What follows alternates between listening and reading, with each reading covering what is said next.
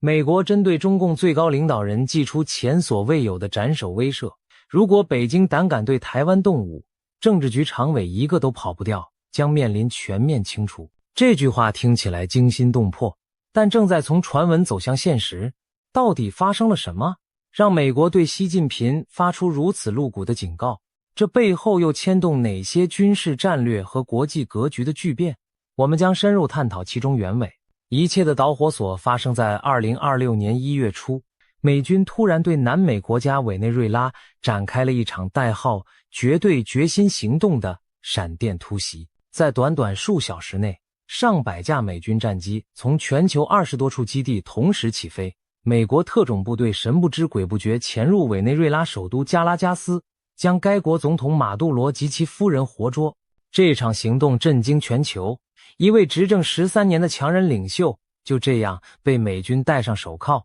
押上飞机带走。随后，美国总统川普亲自公布了马杜罗被赴押解赴美的照片，并高调宣称将接管委内瑞拉，直到当地重建民主。川普甚至全程观看了逮捕马杜罗的现场直播，大赞这次天才式的突袭宛如一场真人实境秀。这是冷战结束以来美国极为罕见的直接出手逮捕他国元首。一时间，全世界都在消化这个爆炸性新闻，北京当局更是如坐针毡，对此高度紧张。要知道，委内瑞拉的马杜罗政权与中共关系密切，是中国在拉美的重要盟友和石油供应国之一。如今美军突然出手拿下马杜罗，北京第一时间跳出来，强烈谴责华盛顿公然违反国际法和国家主权。表面上看，中国抗议的是美国干涉别国内政，但许多观察家认为，北京心底真正焦虑的是美国这套外科手术式的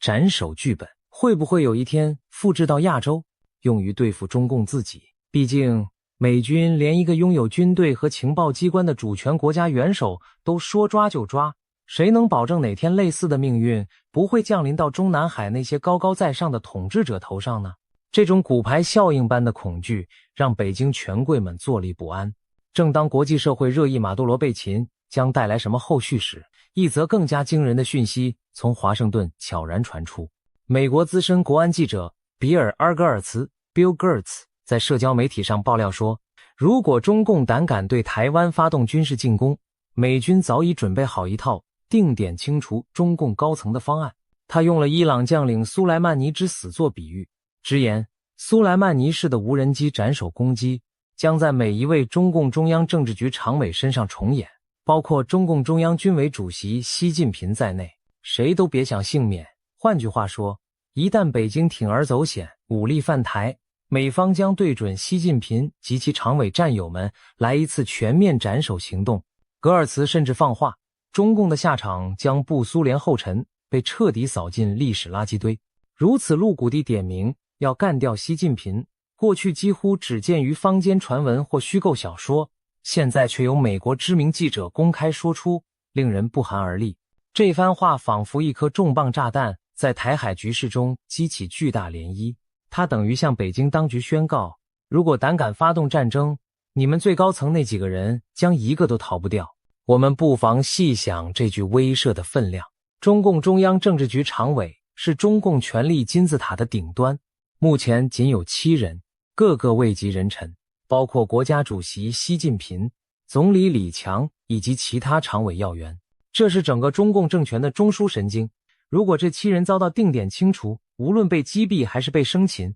中共政权几乎可以说瞬间瘫痪，群龙无首。难怪格尔茨形容那将是把中共扫进历史垃圾堆，因为一个政权的全部最高领导层被一网打尽，在历史上从未有过，很可能意味着政权垮台和国家巨变。过去冷战时期，美苏双方虽然剑拔弩张，核武对峙，但从未公开威胁要消灭对方最高领导人，更没有谁真的动手定点清除对方的执政集团。然而如今，美国却有人放话，要对中共常委来一次苏莱曼尼式斩首。这标志着什么？是极限施压的恫吓，还是真有其事的预告？美国葫芦里卖的什么药？我们需要把时间线拉长一些，看看近年来发生的相关布局和关键事件。先来解读一下苏莱曼尼式袭击到底是什么。这源自2020年初震撼世界的一场斩首行动。当年1月3日，美军透过缜密的情报监控，锁定了伊朗伊斯兰革命卫队圣城旅司令卡西姆·苏莱曼尼的行踪。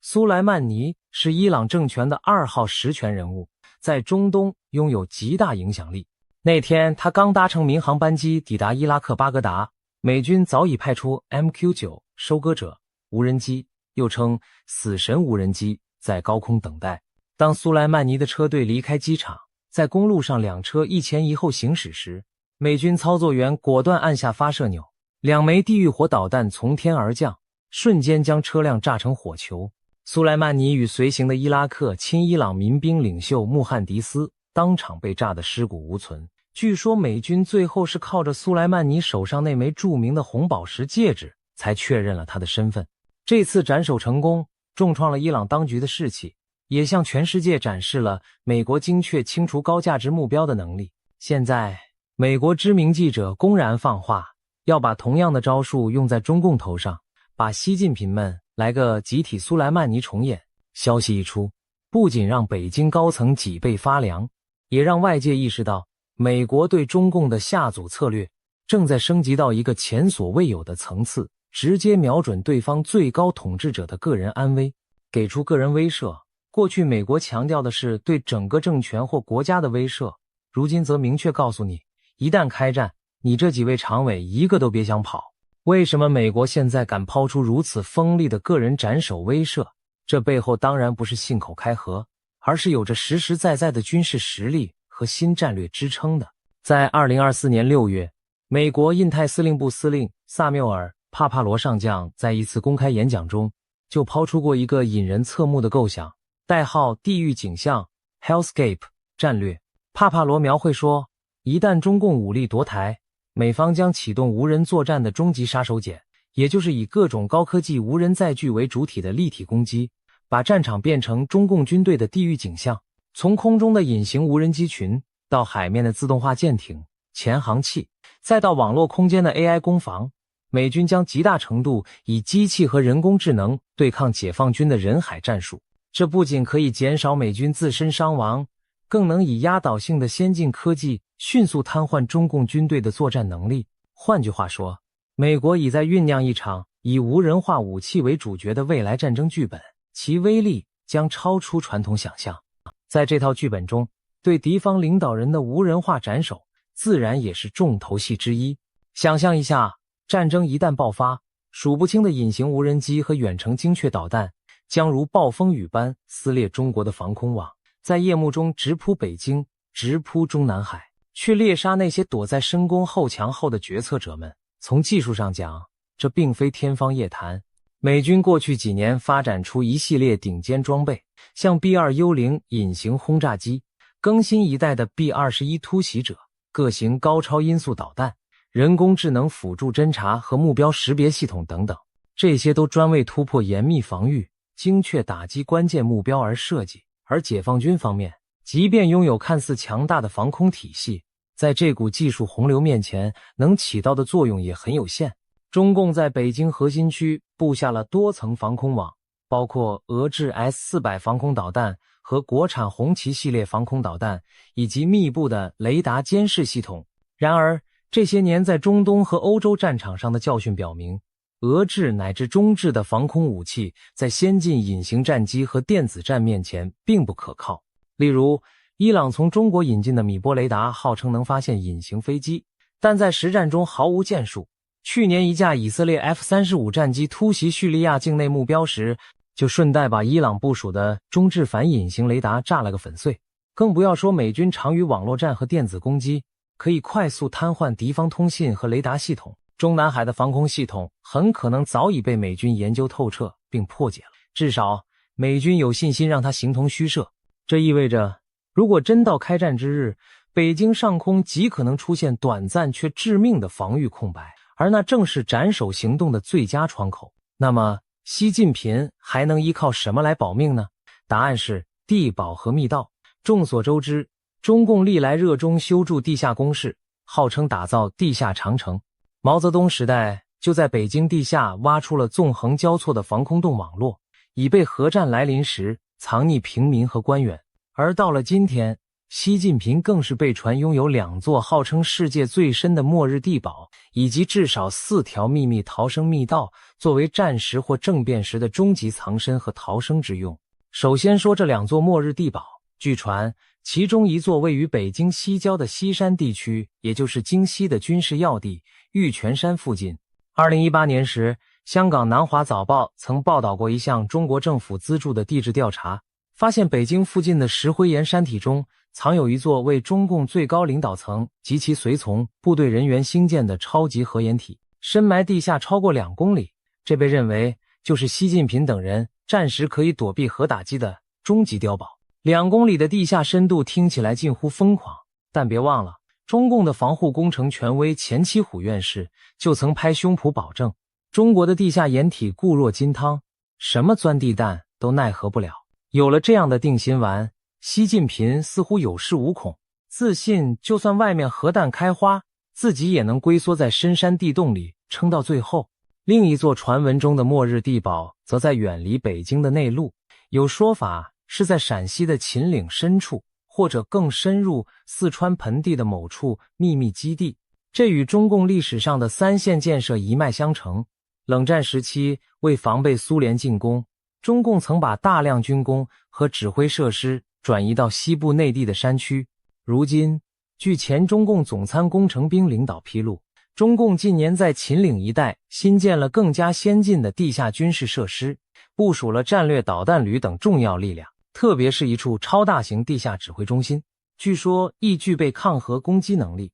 可供更大规模的人员进驻。作为北京失守后的国家备用中枢，有没发现一个有趣的巧合？2008年汶川大地震期间，四川某地曾出现罕见的山体崩塌，后来有传闻说那其实是共军藏于地下的某核武库发生了连环爆炸，才导致山崩地裂。这从侧面证实了四川境内确实存在规模惊人的地下军事设施。或许习近平的第2座末日地堡就镇守在蜀中某座大山深处，静待着战时迎接主人。除了地堡，习近平手中还握有至少4条秘密逃亡通道，以确保一旦有变，能将最高领导人从危险地带迅速转移出去。第1条密道从中南海直通京西的西山空军基地。中南海是中共最高领导人的办公和居住地，而北京西山长期以来是中共中央军委和国防部等机构的驻地，有众多军事设施。据传，在中南海通往西山的地下早已打通一条隧道，方便习近平之类的重要目标在第一时间撤离到西山的地下核指挥所。如果北京城上空有突发状况，直升机不一定靠谱，那么从地下直奔西山无疑是最快的逃生路线。西山的地堡群被视为中共传统的国家指挥中心之一，哪怕城区遭核袭击，躲进西山山体内或许还有一线生机。第2条密道从中南海通往玉泉山，玉泉山就在西山脚下，是中南海之外另一个隐秘的权力核心。那里表面上是高层休息别墅区，实则也是战时临时决策中心。据指，在玉泉山里面建有完善的军事工事，更开凿有一道秘密隧道直达中南海。这条隧道内部装有照明和运输设施，全长超过20公里，据说宽敞到可以开车通行。一旦出事，高官们可以先从中南海溜进玉泉山，把那里作为集结过渡的避风港，再视情况转移到别处。玉泉山密道早在文革动乱和8964期间就曾派上用场，当时有大批高干家属和文件透过地下通道被转移到玉泉山暂避，由此可见，这条路线早已验证过其可靠性。第3条密道从中南海通往人民大会堂，再接驳到北京首都国际机场。这条路线相对少为人知，但据说也存在。人民大会堂在天安门广场西侧，与中南海仅1墙之隔。如果发生政变或战乱，中共高层完全可能通过地下通道从中南海逃入人民大会堂，然后再借由隧道或者秘密轨道交通，一路直达北京城外的首都机场。首都国际机场坐落在北京东北郊，如果能安全抵达机场，领导人就有机会乘坐专机逃离北京，飞往中国内地其他安全区域，甚至直接出国避难。当然，战时首都机场能否起飞也是未知数，但至少中共预先准备了这样一条路径，以防首都中心区难以久留时做快速疏散。第4条密道，战略转移通道，通往四川等内陆大后方。如果北京真的无法固守，习近平可能启动向西部内陆撤退的方案。四川自古就是兵家重地，被视为中共政权的最后堡垒所在。近来有消息称，广东沿海一带的企业正在把生产线向四川搬迁，高达1500家工厂计划西迁。结合习近平近期重提大力发展西部的调子，外界推测东部已经面临战争风险，中共正在为战时战略转移做预案。如果海岸线和北京守不住，最高当局就将带着核心人马和战略资源一路向内陆腹地转移，届时四川、重庆乃至更远的新疆、西藏都可能成为中共残存势力死守的后方。其中四川因地处盆地，四周崇山峻岭，易守难攻，又有先前提到的大型地下设施，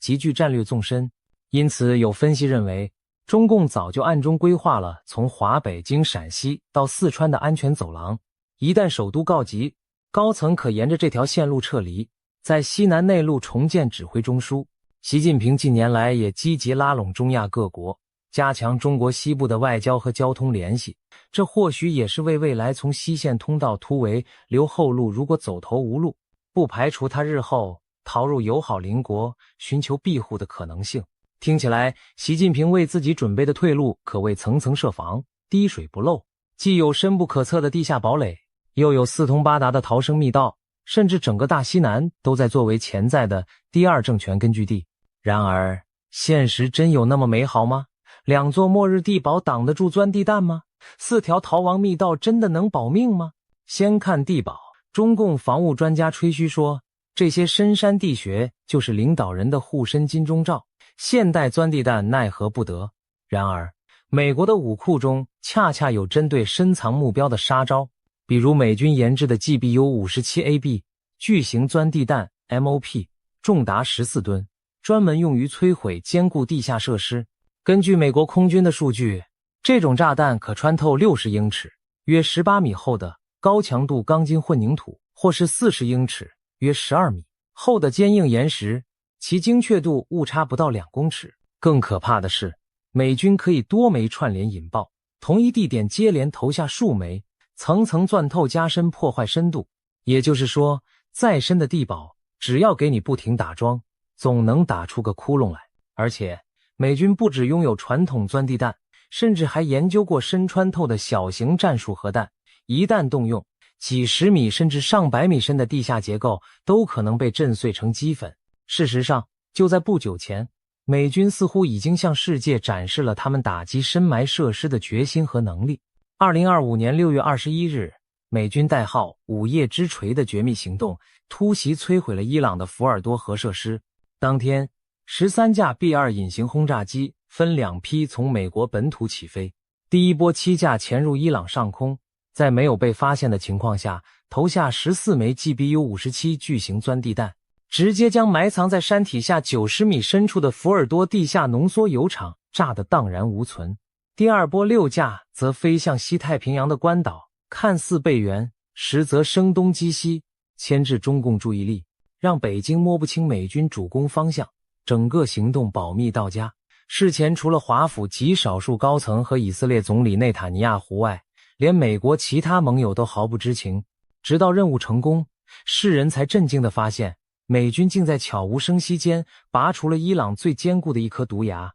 这次精准打击不仅重创伊朗的核武计划，更对以中共为首的邪恶轴心4国中、俄、伊朗、北韩形成了强大威慑，等同于间接警告北京，别以为躲地下就安全，你的核堡垒一样挡不住我的钻地巨锤。所以我们看到午夜之锤行动后，中共内部一片晋升，官方媒体对此只字不提，但绝不代表他们不害怕。相反，恐怕秦岭和西山那些深藏的地堡中，此刻都回荡着领导人的不安心跳。美军要是真下决心，这些苦心经营的藏身处到底是避风港，还是会变成困兽之斗的绝命牢笼？再说逃生密道，纸面上看，习近平设下的这几条后路既隐蔽又多样，中共高层仿佛随时有门路从北京开溜，但别忘了，隧道的另一端通向何方？无论是飞机也好，西部大后方也罢，那都不能保证绝对安全。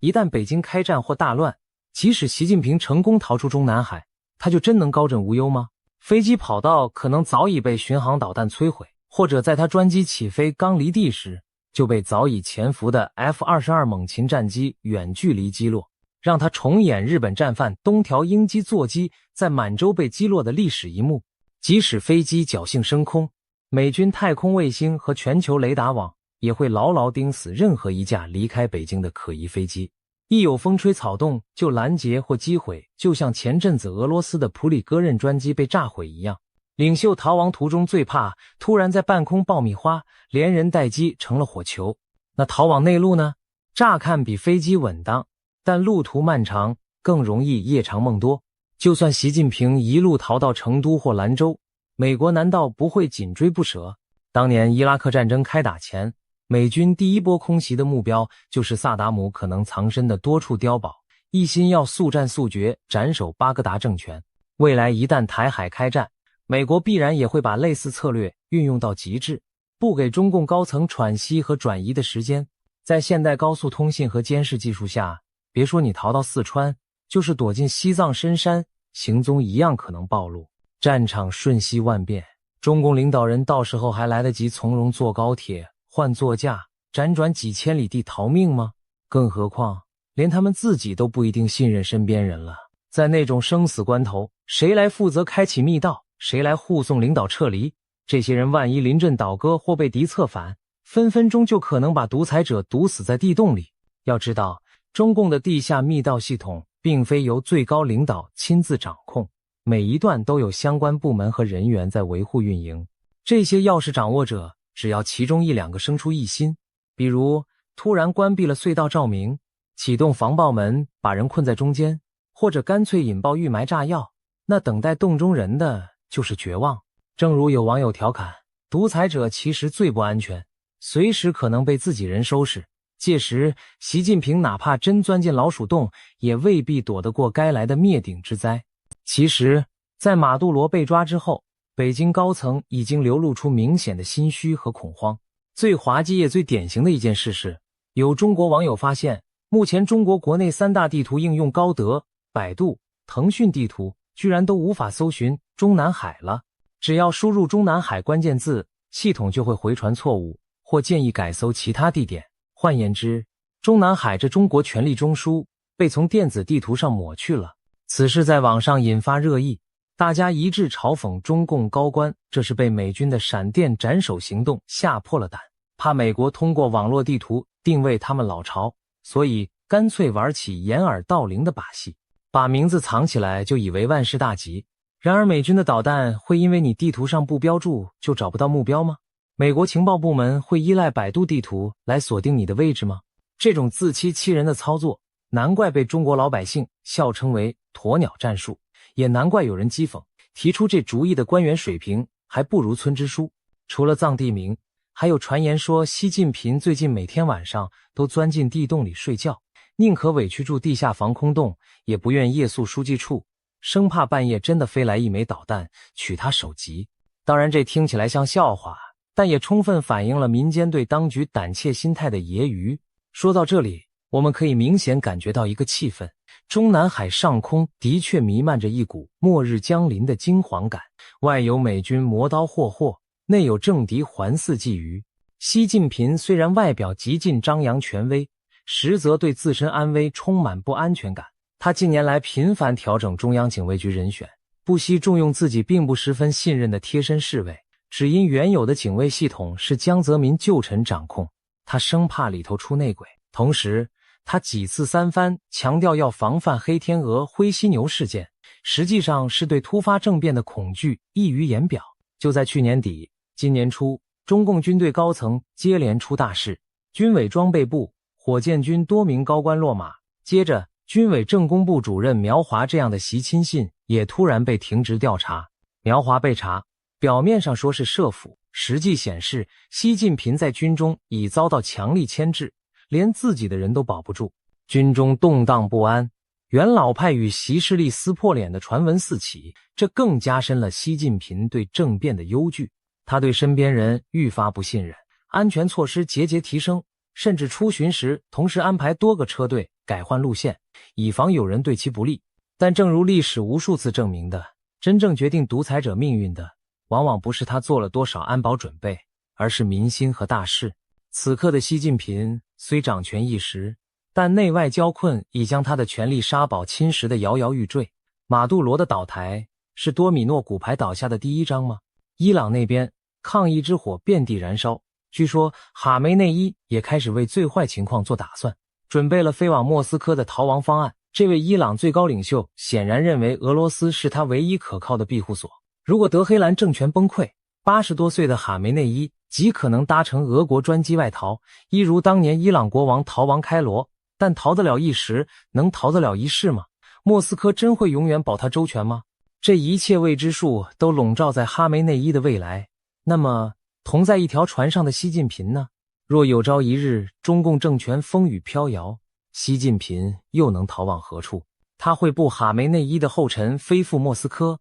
还是转往朝鲜投靠小弟金正恩？又或者届时俄朝自顾不暇，根本无力也无意收留他这尊瘟神？历史上，东欧专制者齐奥塞斯库企图乘直升机逃跑，结果半途被抓，遭就地正法。利比亚强人卡扎菲逃亡时被愤怒的民众从下水道拖出处决。伊拉克的萨达姆躲进地洞，最后仍被美军揪出接受审判。希特勒钻进他豪华的元首地堡，却选择了在那里自裁了结。几乎没有哪个独裁者能善终，就算偶有像乌干达的阿敏逃往他国，最后也孤苦客死他乡。国人唾骂习近平的结局又将如何？是困守中南海负隅顽抗，被战火吞没，还是仓皇溃逃异国他乡，受万世唾骂？他倾全国之力筑起的地堡和密道，是保护伞还是断头台？历史的车轮已经开始转动，命运的巨网正在收拢，或许答案很快就会揭晓。当那一刻来临，这位曾经不可一世的红色帝王会发现自己其实无路可逃。正如中国那句老话，多行不义必自毙，万般算计，到头来终究难逃人民和时代的审判。今天我们来聊聊台湾上空的谜团。这块只有36000平方公里的小岛，为什么被称作全球防空最密集的地区之一？传闻中，对岸就算出动5000架战机，也无法夺取台湾的制空权。台湾的防空能力何以被誉为世界顶级？而如果拿来和同样以防空见长的以色列相比，谁的天空盾牌更胜一筹呢？先别急着下定论，我们将深入探索台湾和以色列的防空秘密，从密不透风的飞弹网，到先进雷达、地下基地，再到真实战争的残酷教训，答案将一一浮现。试想，在未来的某天，漫天战机如乌云般朝台湾压境，声势显赫，仿佛要在数小时内夺下制空权。然而现实可能大大反转，警报拉响之际，台湾全岛上百处防空阵地同时活化，导弹如暴雨般腾空而起，一架架来犯战机还未看清岛上的山川，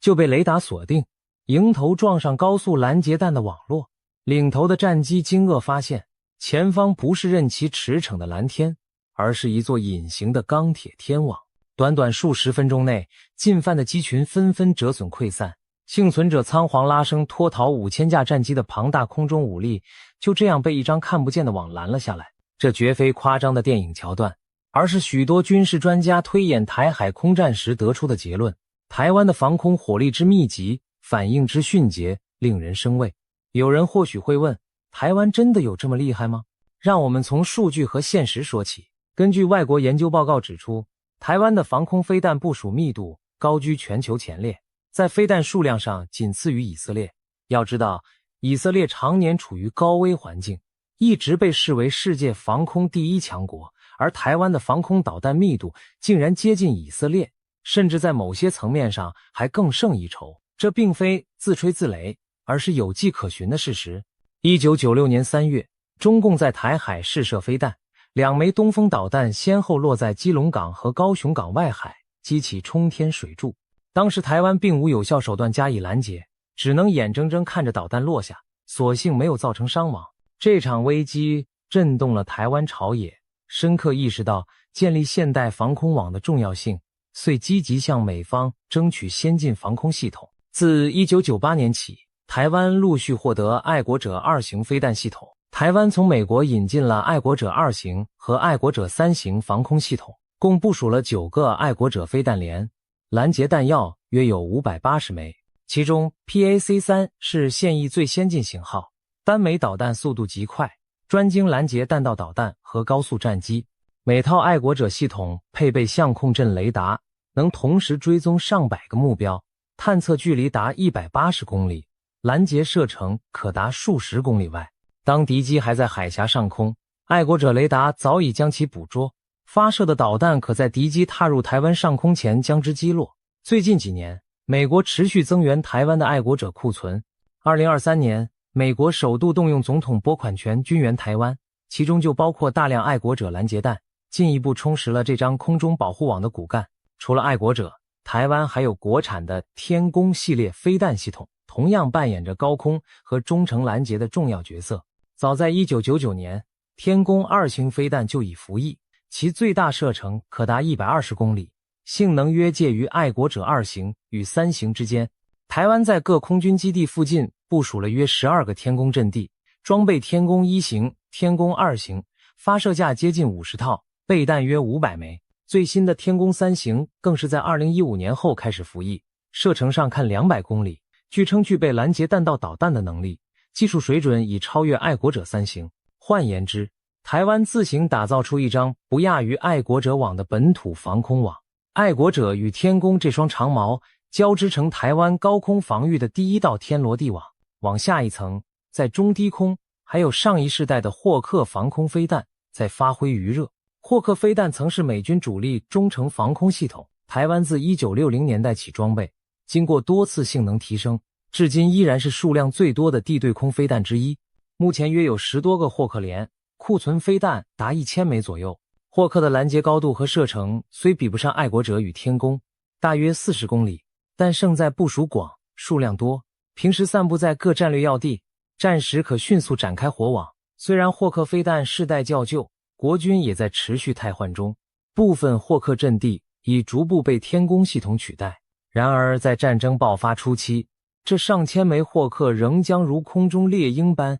扑向敌机，填补防线上的任何空隙。再往低空看，那是轻型防空武器的天下。台湾部署了大批近程防空飞弹和高射快炮，用于防御超低空突防的直升机、无人机乃至巡航导弹。例如复仇者防空飞弹系统搭载在悍马车上，每辆配备8枚美制刺针便携式飞弹，可机动保护机场、雷达站等重要据点。目前数十辆复仇者载具和数百具肩扛式刺针散布各地，一旦有敌军武装直升机或低空飞行器贴地偷袭，复仇者和刺针飞弹将形成最后一道密不透风的火网。此外，台湾自研的捷羚防空系统，装载在装甲车上的天剑1型飞弹，配合双管35公里高炮，也部署在要害地区，专门猎杀掠海飞行的巡航导弹或无人机。粗略估计，各式肩射或车载的短程防空飞弹，台湾至少拥有2000枚以上，加上数量可观的20公里、35公里高射快炮，足以构筑一个低空弹幕屏障。想象一下，当敌方巡航导弹贴地飞行想躲避雷达时，等待它的可能是树丛后突然射出的刺针飞弹。当武装直升机擦着浪头企图从海岸突袭时，岸边丛林里或许早已有捷羚的炮口悄悄瞄准。台湾的低空防空网虽然不如爱国者那般引人注目，但在补盲、防御、拦截死角上同样关键。与高空的爱国者、天弓共同构成台湾高有爱国者、低有刺针的立体防空结构。纵观上述，高中低远近各类防空飞弹在台湾形成了多层次的拦截网。如果把这些飞弹的有效射程圈画在地图上，会发现台湾本岛以及周边相当范围都被一层层同心圆覆盖。难怪有军事评论员用刺猬来形容台湾全身是刺，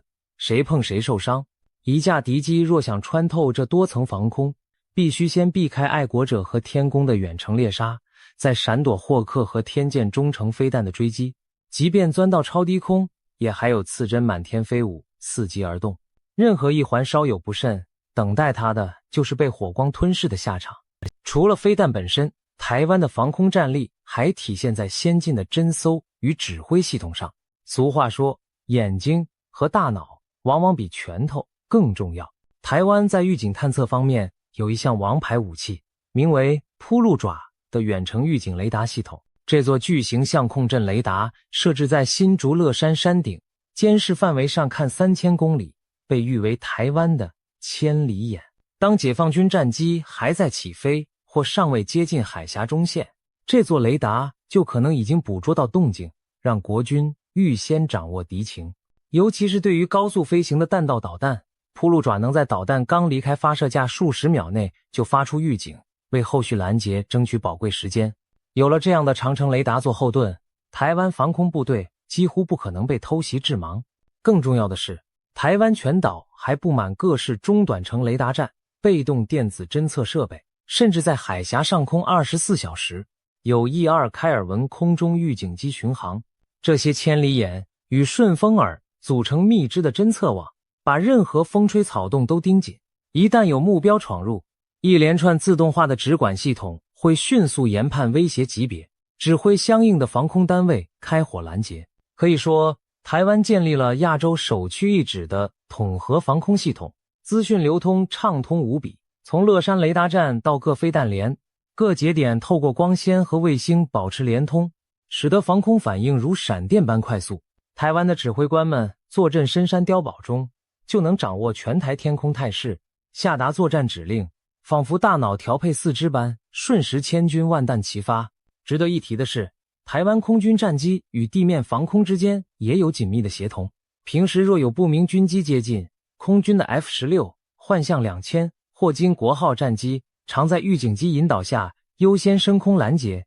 尽量在远距离将敌机赶离，以免动用宝贵的地对空飞弹。但若敌方攻击波规模过大，或者我方战机因跑道受损无法起飞，那么所有拦截任务就交由地面防空网全权承担。这种双层互补的防空机制，使得台湾的制空权防御更加可靠而灵活，不致因单一环节失效而全面崩溃。因此，综合地形、设备、战术和决心，台湾构筑出一个令人生畏的天空堡垒。不妨参考最近的俄乌战争。2022年，俄罗斯入侵乌克兰，上千架战机却迟迟无法掌握乌克兰的制空权。原因就在于乌克兰残存的防空飞弹部队虽然装备的是老旧的 S-300和山毛榉等苏制系统，但仍多次击落俄军战机和巡航导弹，使俄军不敢贸然贴近。连乌克兰这样有限的防空火力都能让空中强权投鼠忌器，更何况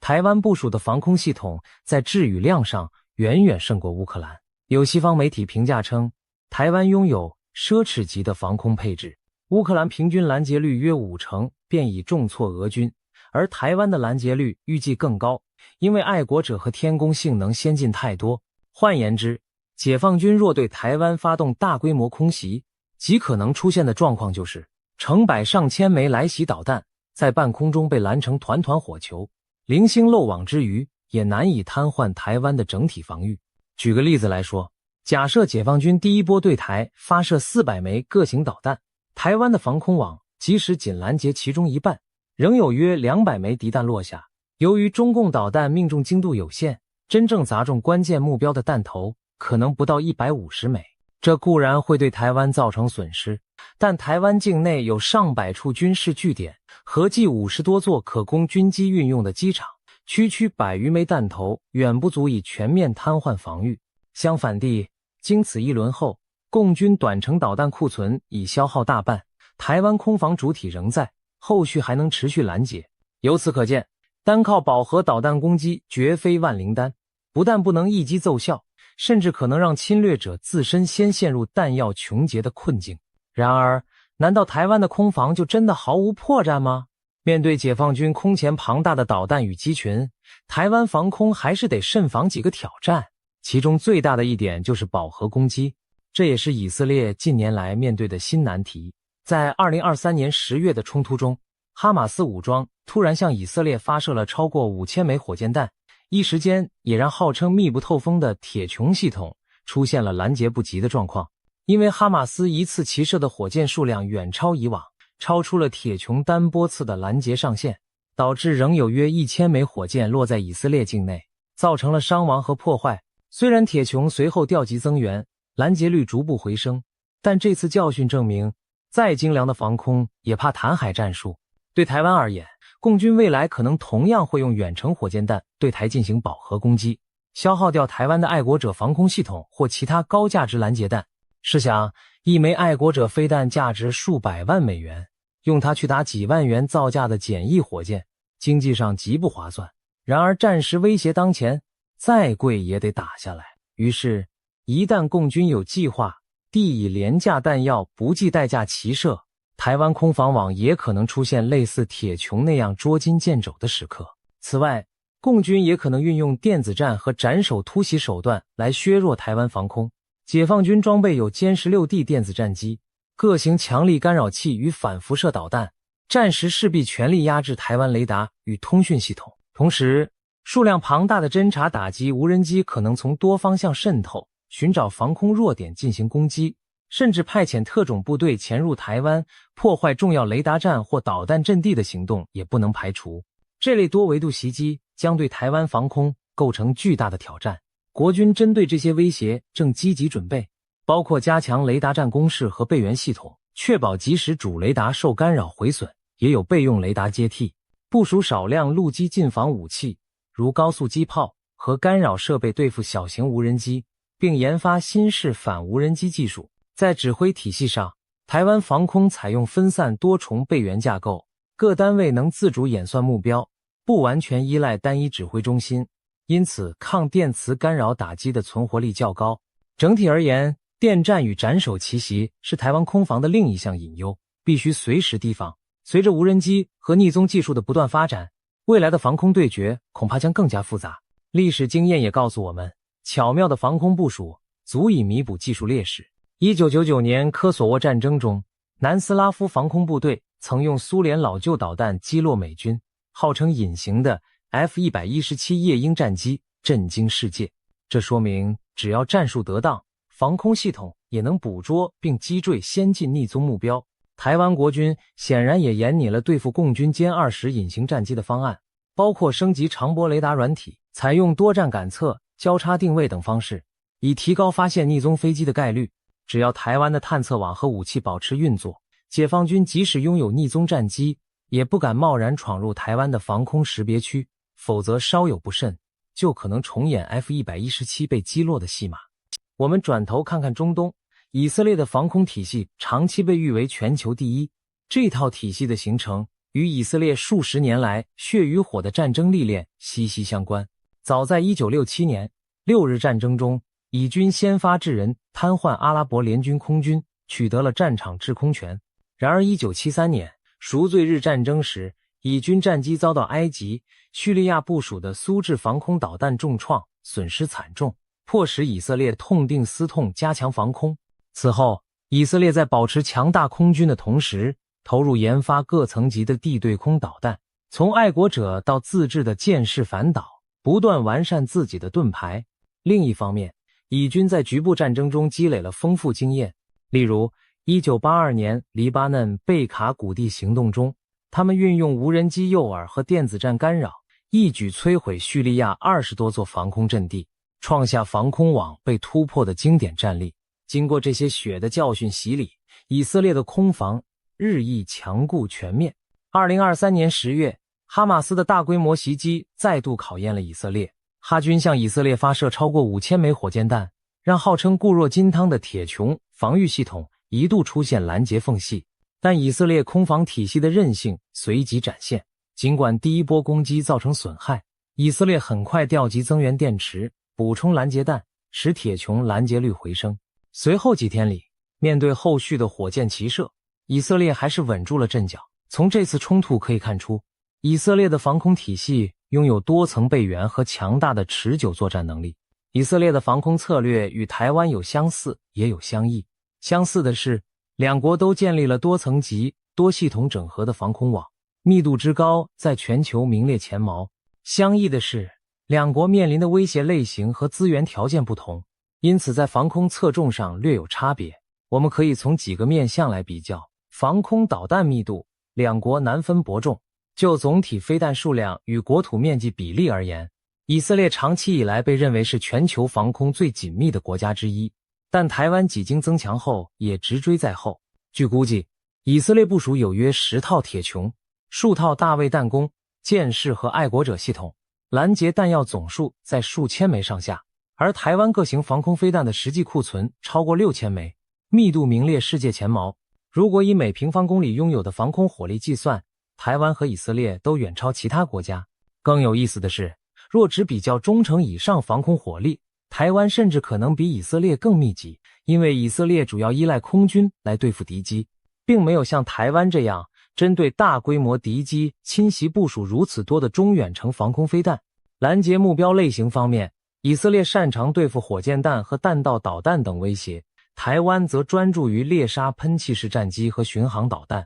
以色列几十年来头痛的是邻国与恐怖组织的火箭弹和飞弹袭击，所以他们研发的系统从低到高覆盖了火箭弹、迫击炮弹、巡航导弹、战术弹道导弹等多种目标。尤其铁穹专为拦截火箭雨而生，这正是台湾目前欠缺的能力。假如共军如同哈马斯般朝台湾密集齐射上千枚小型火箭弹，台湾现有的爱国者或天弓飞弹确实不适合对付如此廉价而量大的威胁，有流弹打麻雀之忧。而在对付高性能战机方面，台湾的防空系统明显更有针对性和优势。台湾建立了完整的远中近程防空飞弹网，加上己方空军拦截支援，在面对大规模先进战机来袭时，抵抗力应比以色列更强。毕竟以色列周边近年来少有强大空军威胁，他们主要靠自家战机制空，地面防空更多是防飞弹，而台湾每天都要应对临近空域出没的共机，在实战化监控与驱离方面经验丰富。一旦真有成群结队的歼16、歼20扑来，台湾的防空网将兜头迎战，这正是他长期准备的剧本。反弹道飞弹能力上，以色列稍占优势。以色列拥有剑3这种能在大气层外拦截中远程弹道导弹的尖端武器，而台湾目前最强的反导武器爱国者3型，主要用于拦截射程数百公里级别的短程弹道导弹。如果解放军发射更远程的飞弹，例如东风17或洲际弹道导弹，对台湾本土进行打击，台湾现有系统或许力有为待，可能需要美军介入拦截或依赖其他非常手段。所幸以目前局势推断，解放军侵台主要还是会使用短程弹道导弹和巡航飞弹，这些正是台湾的爱国者和天弓有能力对付的部分。长远而言，台湾若能取得更高层的反导利器，如美制萨德，则更趋完备。但考量政治因素，目前并无引进。在这方面，以色列的弹道防御因有箭式飞弹而技高一筹。不过台湾也不是没有弹性策略，例如对付超出拦截能力的远程导弹，台湾可以考虑针对发射源进行反制，以削减威胁。实战经验与战备韧性上，以色列经验丰富，台湾则未经实战但准备极为充分。以色列的防空部队经历了多次真枪实弹的战火洗礼，从1991年海湾战争拦截飞毛腿，到2021年加沙冲突挡下大批火箭弹，每一次实战都让他们迅速改良技术与战术。相较之下，台湾幸运地已有几十年未遭遇大规模战争，因此防空系统缺乏实战检验。但台湾军方透过高强度的演习和对他国战力的研究，不断调整备战方案。比如参考乌克兰和以色列的经验，国军已强化关键雷达站和通信中枢的防护，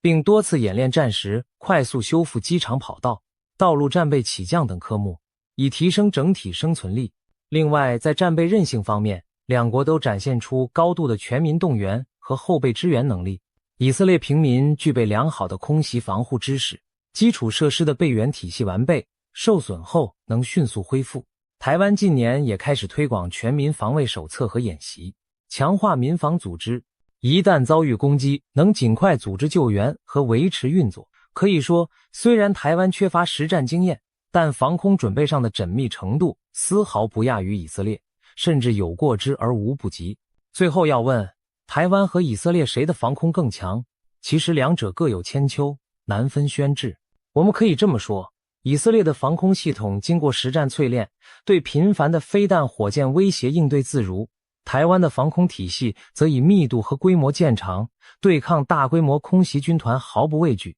两国所处环境不同，一个是中东的小巨人，需要面对四面八方源源不断的冷箭；一个是西太平洋的刺猬，必须盯紧正面来袭的猛虎。倘若真的把两国的防空系统摆在同一战场，想必都能让任何空袭企图者头痛不已。在低空火箭弹防御上，以色列拥有全球最强的盾，而在整体制空权防御上，台湾打造了当今最硬的墙。这两面盾墙分别守护着西亚与东亚的民主小天地，已经成为令强敌不敢轻弹的硬骨头。值得注意的是，在现实中，台湾和以色列都不是孤军奋战，以色列背后有美国常年的军援和情报协助，战时美军更可能提供关键弹药与战略支援。台湾同样拥有伙伴支持，美国的卫星与预警机可在第一时间提供导弹发射警报，日本在琉球的远程雷达也能补充台湾的侦搜视野。若台海发生冲突，美日等盟友虽未必直接派兵，但极可能在情报、后勤上对台湾伸出援手，增强台湾空防的持久力和纵深。当然，最终撑起这片天空的仍是台湾自己钢铁般的防御意志与能力，但盟友的助力无疑会让胜算大大提高。事实上，台湾近年已着手提升自身弹药产能，每年可生产的各式飞弹数量已从过去数百枚提高到如今上千枚，并规划多条生产线赶工。国防专家建议，应将这些关键产线和弹药库分散并深藏地下，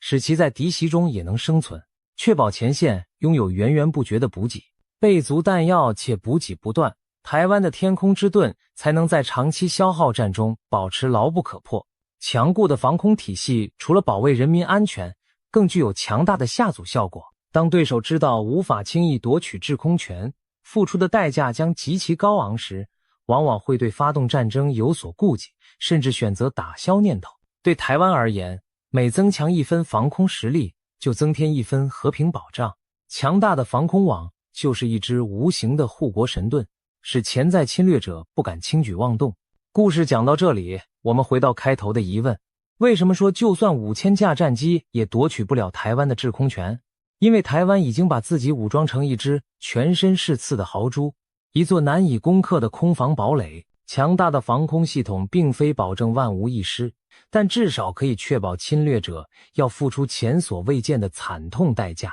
当敌机成群结队而来，迎接他们的将是铺天盖地的飞弹火力与不屈不挠的抵抗意志。如今已经迈入2025年，台湾比以往任何时候都更有资格说一句，这片天空绝不是任何人想来就来，想走就走的。换言之，这两片天空都不是随便就能被征服的。对任何蠢动侵略念头的人而言，台湾和以色列的天空正是梦魇的开端。一旦他们飞入这片禁区，最终体悟到的将只有一句话：这里是全球最难攻陷的天空之一。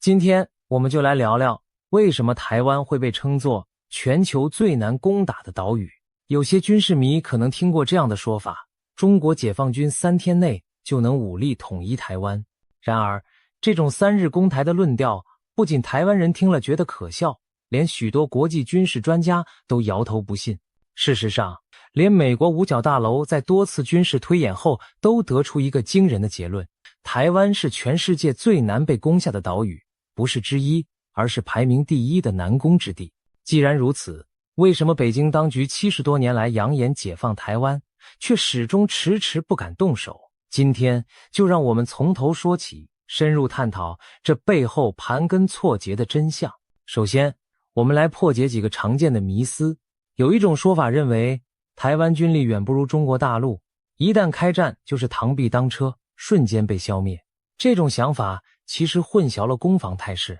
防守一方往往有地利优势，即使兵力较少也能以寡击众，以守待攻。台湾并不需要进攻大陆，只需要坚守本岛，拖住侵略者的攻势。历史上许多弱小的一方都曾凭借有利地形守住家园，让强大敌军陷入泥沼。其次，也有人主张，中国要是全面进攻，台湾早晚守不住，不如省下军费，免得做无用功。这种认知看似理性，实则背离了下组战略的精髓。正因为防守困难，台湾更需要透过强化军备来提高侵略者的攻击门槛。换言之，就是要让对手觉得攻台的成本高到不值得出手。这其实已经在发生。北京高层虽对武统台湾虎视眈眈，却迟迟没付诸行动，就是因为他们深知动武的风险与代价极高。只要台湾持续增强防卫，使解放军每天都在权衡不划算，那么战争发生的几率就会降低，或至少被一再推迟。甚至还有一种荒谬的论调，到时候共军来了，我就挥舞5星红旗投降，这样他们会善待我。抱持这种想法的人，恐怕对集权政权的现实认识不足。侵略者不会因你的投降就对你客气。一旦台湾落入对岸军管统治，等待人民的多半是高压统治和自由的丧失。我们只要看看近年的香港变局，或者历史上被占领地区人民遭遇的待遇，就知道这种寄望于侵略者开恩的想法有多天真可笑。事实上，许多亲北京的网络舆论对攻台之战存在着天真的幻想，他们中有人鼓吹所谓千船齐发，全民皆兵，仿佛解放军只要出动几万渔船混杂在商船中，就能轻松运载大军渡海。还有人信誓旦旦地说什么解放军特种部队可以潜水、游泳、偷渡上岸，在台湾内部搞内应响应。这些听起来像是小说情节的桥段，在现实中完全行不通。台湾与美国的侦察卫星和预警雷达会全天候监控中国沿海动态，数以万计的船只不可能瞒天过海而不被察觉。而且渔船、民船不具备登陆作战能力，一旦战争爆发，台湾方面不会有丝毫犹豫，无论军舰、民船，统统先打再说。至于让士兵人肉游泳几十公里渡过海峡，更是荒诞不经。别说人，就算泳技再高超的运动员，都无法在海上避开巡逻的舰艇和直升机，更不可能携带武器装备登陆。不切实际的狂想有很多，但正规的战争规则却毫不留情。只要动真格，任何偷鸡摸狗的招数都将被粉碎在钢铁洪流和炮火之下。现在我们就从天时与地利两方面看看台湾为何易守难攻。首先是地理环境，台湾是一座四面环海的岛屿，台湾海峡天险成了最好的天然屏障。这条海峡最窄处约130公里，不要小看这区100多公里的距离，在茫茫大海上，这相当于一道难以逾越的天堑。当年国共内战末期，解放军兵锋正盛，却在1949年登陆金门失利后，就再也没能越过金门、马祖，更别说渡过更宽广的台湾海峡。历史上，跨海远征往往充满风险。13世纪，蒙古帝国2次兴兵渡海攻打日本，都因为遇上台风惨败，留下了神风的传说。现代战争科技虽然进步，然而大自然的威力依旧不可轻忽。台湾海峡的恶劣天候更是让侵略者头痛，一年之中只有极有限的时段适合大规模渡海行动。由于每年夏季有台风来袭，冬春季又有强劲的东北季风，使得海峡经常波涛汹涌。据美国海军的研究，在一年里比较平稳的攻击窗口大概只有2个，一个是每年5月到7月初夏期间，另一个是在10月左右短暂的空当。解放军若想渡海，最好挑在这几个月份，否则就得冒着狂风巨浪的风险出航。如果时机选得不好，海象恶劣，运载部队的登陆舰队可能还没靠近台湾海岸，就因风浪损失惨重。想象一下，在惊涛骇浪中，数百艘载满士兵和坦克的船只颠簸分散，这对进攻方将是场灾难。当年2次大战盟军筹备诺曼底登陆时，就为了天气苦等时机，选在浪较小、月光微弱的清晨突击。对于攻台行动来说，气象条件同样攸关成败，稍纵即逝的天气窗口将大大限制解放军发动攻势的时机。就算解放军成功克服海峡天险，平安抵达台湾岸边，迎接他们的将是更严峻的地利挑战。台湾崎岖复杂的沿岸地形，台湾的海岸线可不是随便哪里都能轻易登陆。据常年研究两岸军事的专家评估，全台真正适合大规模2栖登陆的滩头可能不到20处，有种说法是只有14处主要登陆场。然而这些寥寥可数的登陆点，每一处背后都隐藏着让进攻方头痛的地形障碍，要不是紧邻高山悬崖，就是贴近密集的都市建筑。美国战略研究学者易思安就形容，台湾的沿海地形对防御者而言简直是梦寐以求的天然堡垒。解放军纵使在沙滩上登陆成功，放眼望去不是陡坡就是高楼，根本没有广阔平原让他们长驱直入，取而代之的是一步一险，仿佛踏进层层陷阱。举例来说，北部桃园、新北一带的海岸有几处沙滩被视为解放军可能的首波登陆选项，因为一旦上岸，距离台北首都圈较近。然而这些海滩的背后，立刻就是台北都会区的丘陵和建筑丛林，守军可以居高临下，利用有利地形火力全开，而攻上岸的解放军部队反而陷入狭窄地形和密集巷弄，寸步难行。中部的彰化、云林沿海表面平坦，但泥泞沼泽遍布，河川交错，坦克和重装甲车辆稍不注意就可能深陷泥淖，很难快速推进。南部的台南、高雄附近拥有大型港口和沙滩，看似理想的登陆目标，可那同时也是台湾军队布防多年的重地。比如高雄左营军港和空军基地就在附近，一旦有沦陷危险，台湾守军势必会先破坏港口设施，炸毁机场跑道，宁可毁掉也不让敌军利用。攻上南部滩头的解放军很可能还没等扩大战果，就先要面对守军不计代价的反击与焦土策略。至于东部海岸，则几乎无处下手，花莲、台东一线多是山脉直冲海岸形成的悬崖峭壁，没有宽广的滩岸可供师级部队登陆集结，连接花东的公路和隧道又少又易守，东岸简直就是天险屏障。解放军如果绕到东部登陆，只会发现自己进退维谷，被高山和大海夹击在狭窄空间，后勤更难维系。此外，不要忘了台湾还有外围的岛屿防线，比如台湾海峡正中间的澎湖列岛，上头部署有雷达站和飞弹基地，俯瞰整个海域。澎湖本身地势平坦开阔，防守不易，也许北京方面判断攻下澎湖相对容易，然而澎湖守军肯定不会坐以待毙，一旦战事爆发，澎湖的飞弹和火炮会率先对登陆船团予以痛击。即便共军付出代价占领了澎湖，真正的挑战还在后头。台湾本岛距离澎湖还有数十公里，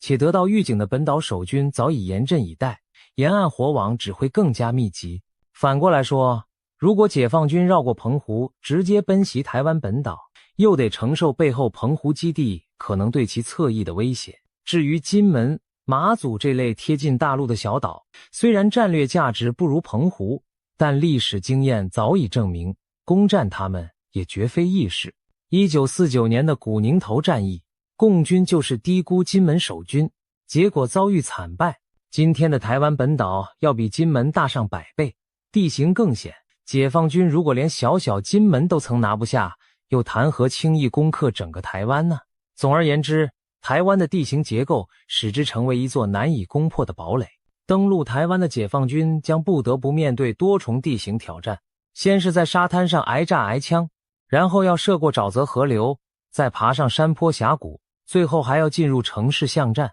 在每一种地形环境下，防守方都能利用优势予以重创，而进攻方得随时切换不同战术和装备应对。美国智库学者林碧莹就指出，登陆台湾仅仅是问题的开始，后续穿越湿地、山区和高度都市化地带，每一步都需要不同类型的部队和武器支援。而更关键的是，这些登陆部队即使站稳了脚跟，并准备向内陆推进，又该如何维持补给线？漫长又脆弱的后勤补给将是解放军挥之不去的梦魇。从军事史的角度看，跨海两栖入侵一直是最艰巨的军事行动之一。强如拿破仑和希特勒在各自时代席卷欧陆，却都因英伦三岛隔海相望而无法征服。拿破仑曾准备浩大的登陆英国计划，最后因英国皇家海军的强大守卫作罢。希特勒在二战初期也制定过入侵英国的海狮计划，但由于无法取得制空权与制海权，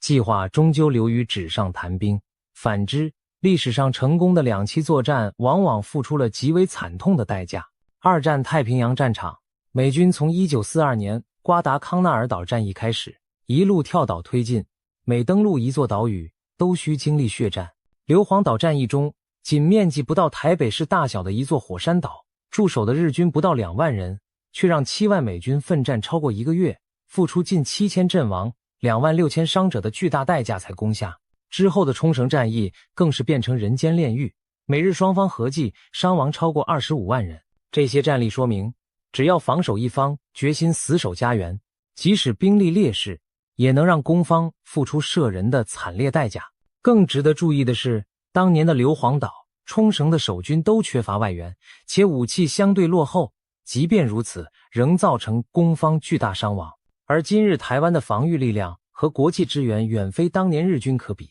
一旦作战爆发，解放军承受的伤亡恐怕只会更高。再看欧洲战场，盟军1944年在诺曼底登陆，成功开辟第2战线，是史上最大规模的2栖进攻。然而即使盟军在制空制海上均压倒德军，仍付出了至少1万人的伤亡才站稳滩头。诺曼底战役常被拿来与台海做对比，军事分析家普遍认为，如果解放军对台动武，所需投入的兵力规模、后勤复杂度和潜在伤亡数字将远超诺曼底登陆。台湾的地理、设防和反击能力使它比当年的诺曼底海岸更难攻略，难怪有人断言，攻打台湾对解放军而言将是不可能的任务，就像当年纳粹入侵不列颠一样遥不可及。再来谈谈后勤补给问题。军事迷常说，业余研究战术，专家研究后勤。战争打的就是补给线，一支远征部队要征服台湾这样的岛屿，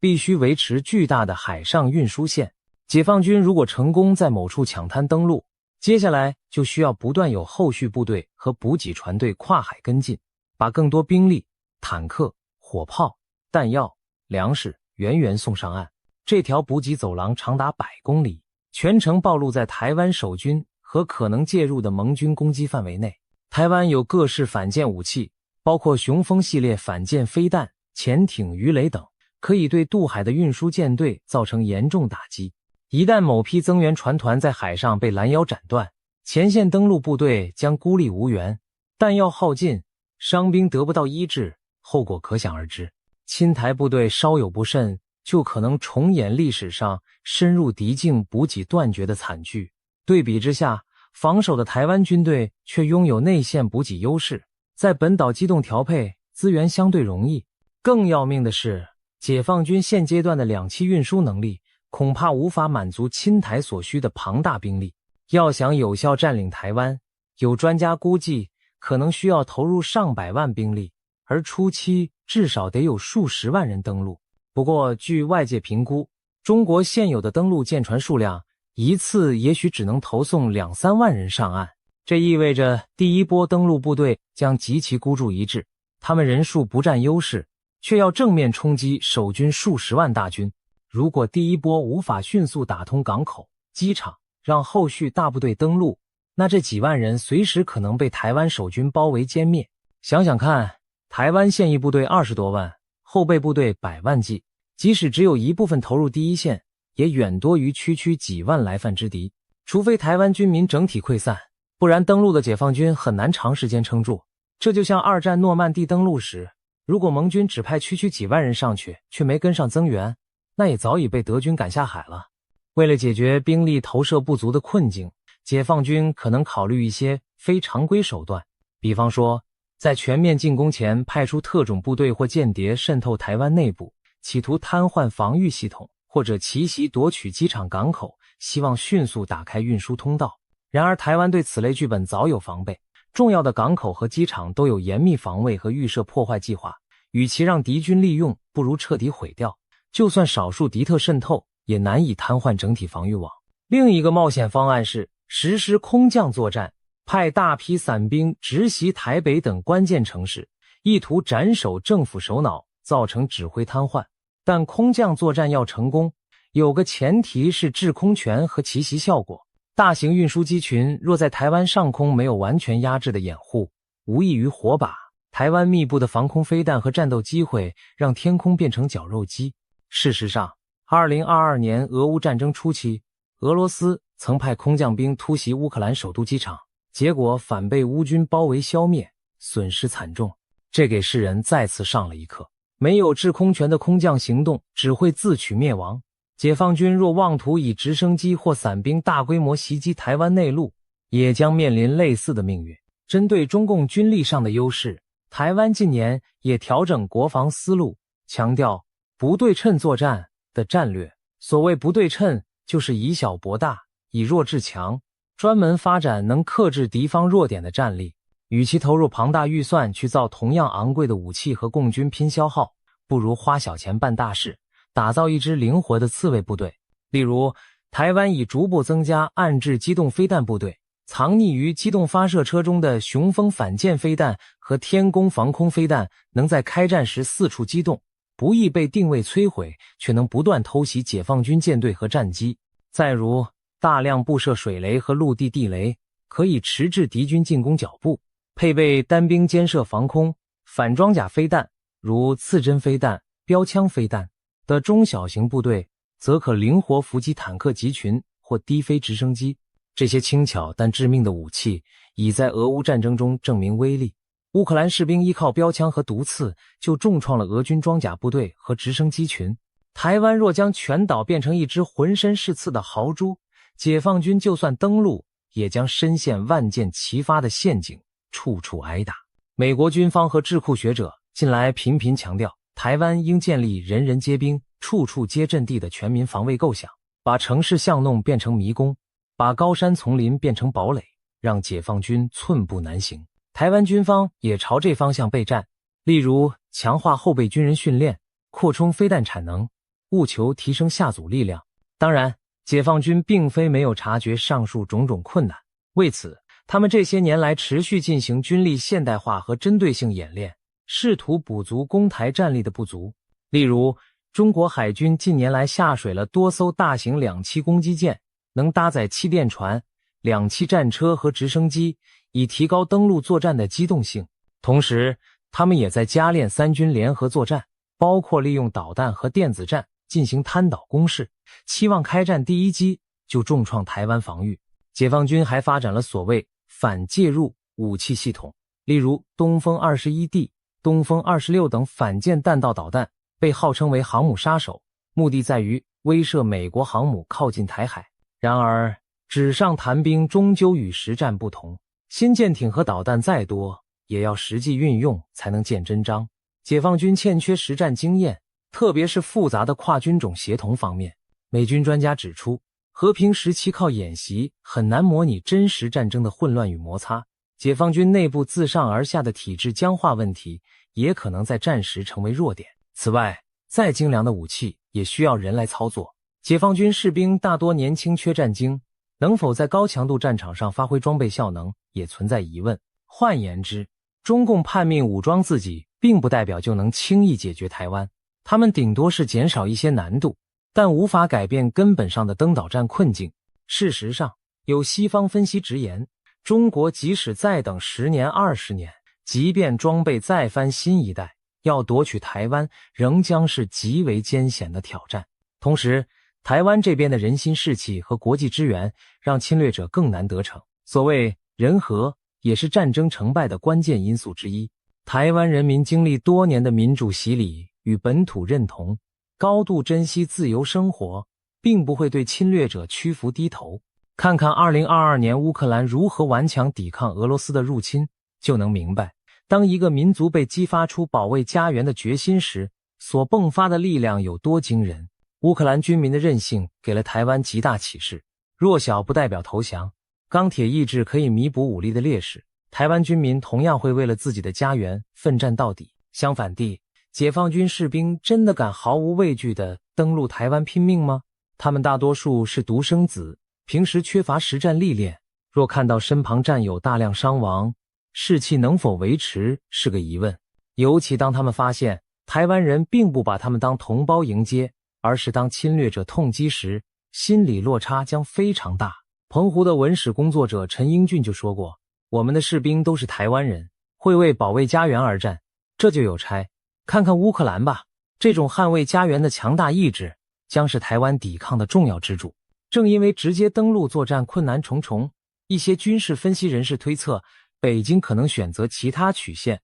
手段对台动武，例如封锁作战或灰色地带冲突。所谓封锁，就是解放军不直接登陆，而是出动海空力量包围台湾，切断台湾的对外联系和补给航线，逼迫台湾就范。表面上看，封锁行动的风险似乎低于全面登陆，但实际上要真正封死台湾并不容易。台湾有多处港口和空运渠道，国际社会也不可能眼睁睁看着台湾被闷死。一旦北京实施海上封锁，美国很可能号召盟国以船团护航等方式突围解围，届时双方交火仍然难以避免。此外，中共也可能祭出网络攻击、电磁脉冲武器等非常规手段，希望瘫痪台湾的电力、通讯与金融体系，制造社会恐慌，再配合假讯息和认知战瓦解台湾民心。然而台湾对此早有准备，政府强化了关键基础设施的防护，民间也逐渐提高对假讯息的警觉。再者，这类软杀伤手段或许能造成一时混乱，但无法夺取实质控制。如果封锁久攻不下，最终还是得回到登陆占领这一步。而在此过程中，国际干预的可能性只会越来越高，战争规模有可能逐渐失控扩大。显然，任何替代方案都无法改变武力犯台的基本难题，只是在不同层面上碰壁而已。北京高层若真动手，原本的盘算必然是速战速决，企图在国际社会有效干预之前就让台湾屈服。然而这种电光石火的剧本几乎不可能如愿。2022年，俄罗斯闪击乌克兰的计划演变成持久苦战，就是前车之鉴。攻打台湾的难度远超乌克兰，一旦开战，很可能拖延数月甚至更久。对中共而言，战事一旦陷入僵局，内外交困将急剧加深，后果比一开始不打更糟。因此，除非他们对迅速取胜有绝对把握，否则难以轻易冒险踏入这泥潭。从目前看来，这样的绝对把握远未形成。也许有些人会问，如果北京当局一意孤行，真的铤而走险攻打台湾，那战争可能会怎样展开？不妨让我们大胆想象一下这可怕的一幕。某年某月的深夜，在台湾海峡两岸剑拔弩张的氛围中，解放军终于下达了攻台行动的命令。首先出手的是飞弹雨，数百枚甚至上千枚导弹从对岸基地腾空而起，呼啸着撕裂夜空，朝着台湾本岛袭来。他们的目标是瘫痪台湾的防空系统、雷达站、指挥中心以及关键的电力和通信设施。台北的总统府、大直的国防部、新竹和台南的空军基地、高雄的重要港口等这些坐标全都在飞弹瞄准之下。瞬时间，台湾各地火光冲天，震耳欲聋的爆炸声此起彼落。不过，台湾方面并非毫无招架之力。早在战争爆发前，台湾军方就已将重要单位分散隐蔽到坚固的地下掩体或山洞中，防空部队也枕戈待旦。一部分来袭的导弹被爱国者等防空飞弹拦截在半空，化作团团火球。即便有一些命中目标，台湾的指挥体系依然保持运作，预备的备援通讯网络立即启用，各地部队依旧稳定联系。此刻，全台湾从将领到士兵，从正规军到后备民兵，每个人都明白，多年来在演习中模拟的场景终于变成现实，保卫家园的战斗正式开始。导弹攻击之后，解放军紧接着展开空中突击，上百架战斗机、轰炸机在预警机引导下分几路逼近台湾空域，他们企图消灭台湾剩余的空军力量，夺取制空权。台湾的空军战机早在雷达预警下陆续升空，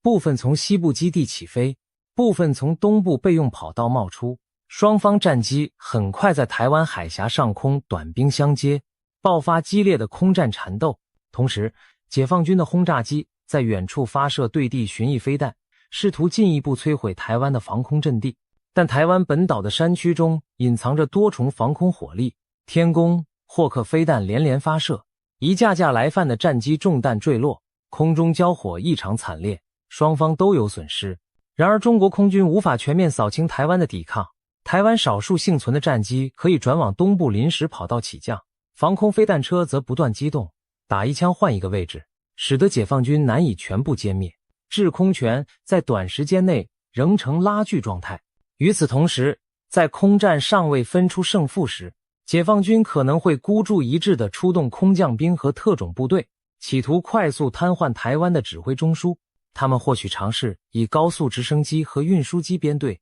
绕开主要战场，从台湾的山区或海岸低空渗透，让小股特战人员偷袭重要目标。例如，他们可能锁定台北的总统府和行政中心，妄图生擒台湾政军领袖，以达到斩首效果。在中部，则可能派遣伞兵奇袭台中清泉港空军基地，希望抢占跑道，瘫痪台湾空军的出击能力。然而，这些冒险行动注定九死一生。那些载满伞兵的运输机一进入台湾上空，就被警觉的防空雷达捕捉，多数还未跳伞就被导弹击中坠毁。少部分特战直升机在山区勉强降落，一时得手，但等候他们的是台湾宪兵和特战部队迅速反制。总统府周边早已固若金汤，任何逼近的敌人都会遭遇猛烈火网拦截。或许有极少数敌军成功潜入城市制造混乱，但也难成气候，很快被治安部队围捕歼灭。台湾的整体指挥系统依然稳固运转，并没有因为对方的斩首企图而崩溃。当空降奇袭未能奏效，战局进入关键的两栖登陆阶段。中国沿海早已集结的大批两栖舰船开始向台湾岸边航行，这其中包括坦克登陆舰、气垫登陆艇以及大量临时征用的民用货轮。他们满载着解放军的先锋师团，顶着夜色和残存的烟幕，缓缓驶向台湾西部海岸。数百公里的海面上，黑压压一片，舰艇组成的庞大船团犹如移动的浮岛。然而，台湾方面早已布下天罗地网等待他们。海峡中潜伏的台湾海军潜艇率先发难，一枚又一枚鱼雷从海底射出，击中几艘领头的登陆舰，爆炸火光照亮黑夜。随即，岸上的雄风反舰飞弹部队也加入战团，从沿海山头发射的飞弹高速掠过海面，在运兵船群中开出一条条火路。解放军的护航驱逐舰虽然全力开启防空火力，但面对四面八方来袭的鱼雷与飞弹，仍然难以面面俱到。短短1-2小时内，就有数艘运输舰中弹沉没，数千名解放军官兵葬身大海。其余舰艇一时陷入混乱，船只彼此碰撞，有的忙着救援落水者，有的急于变换队形规避攻击。不过，尽管遭受重创，残存的解放军船团还是咬紧牙关向前挺进。趁着岸上飞弹库区重新装填的间隙，一部分登陆舰艰难地抵达了台湾某处海岸线的预定登陆点。拂晓时分，第一波登陆艇开始向沙滩冲锋。台湾守军早就在滩头部署了密集的地雷和拒马障碍，此刻所有火力一齐倾泻而出，岸防炮、重型机枪、迫击炮甚至反坦克导弹一同朝着接近海滩的小艇扫射轰击。许多登陆艇尚未靠岸就被炸得四分五裂，艇上士兵沉入波涛，也有一些顽强的解放军冲上了沙滩，立即陷入铁丝网和壕沟交织的死亡地带，被一一射倒。沙滩上弹片横飞，血肉横陈，短短数百公尺的距离成了地狱走廊。经过几轮牺牲性的冲锋，终于仍有部分解放军突击队突破了滩头封锁。他们踩着战友的尸骸推进到内陆几百公尺处，试图扩大登陆桥头堡。数十辆两栖坦克也摇摇晃晃地从海里爬上岸，加入攻击行列。台湾守军且战且退，把敌军引向预设的包围圈。同一时间，解放军后续梯队的登陆舰随即靠上已部分清理的沙滩，卸下更多兵力和装备。看似他们一只脚踏上了台湾本岛的土地，但严酷的战斗才正要开始。前进不远，解放军便遭遇早已设好的反装甲伏击阵地。随着几声沉闷的呼啸，台湾守军从隐蔽处射出的标枪飞弹精准命中领头的坦克，巨大的爆炸将整辆战车炸得掀翻。后续的坦克连忙开火还击，可四周目标难辨，敌人在暗我在明，完全陷入被动。陆续登岸的几千名解放军步兵开始向附近的一座城镇推进，却发现道路已被破坏，街道上架满路障。原本以为可以很快夺下的小镇，此刻宛如一座死城，但背后却潜伏着无数枪口。刚拐入一条巷弄，前头士兵就被冷不防射出的子弹放倒。一场残酷的巷战展开了。台湾守军熟悉地形，在楼宇间穿插伏击，而解放军官兵人生地不熟，每前进一步都要付出血的代价。一排排子弹从窗户、屋顶射向街上的清军，迫击炮弹从天而降，击中拥挤的人群。解放军在狭窄街区无法发挥兵力优势，反而处处挨打，只能逐屋逐街强攻，伤亡人数与日俱增。战斗持续到黄昏，登陆的解放军部队伤亡惨重，却仍未能完全控制登陆点周边的城镇，他们的弹药和粮食开始告急，伤兵越来越多。更糟的是，原本预定傍晚之前必须抵达的下一批增援迟迟没有登陆上来，此时他们才惊觉自己的海上补给线可能已被切断。事实上，随着白天的交战推移，远方的美国、日本也逐渐展开行动。美军潜艇和日军反舰飞弹从第二波登陆船团集结的海域射来，给了解放军运输舰致命打击。许多载运后续兵力和物资的船只尚未接近台湾，就被拦腰歼灭于海面。没有了增援，岸上的解放军陷入孤军深入的险境。到了夜晚，台湾守军趁士气旺盛、敌疲我劳之际，发动反击行动。他们利用对地形的熟悉，迂回穿插，包围了敌军登陆部队的要害，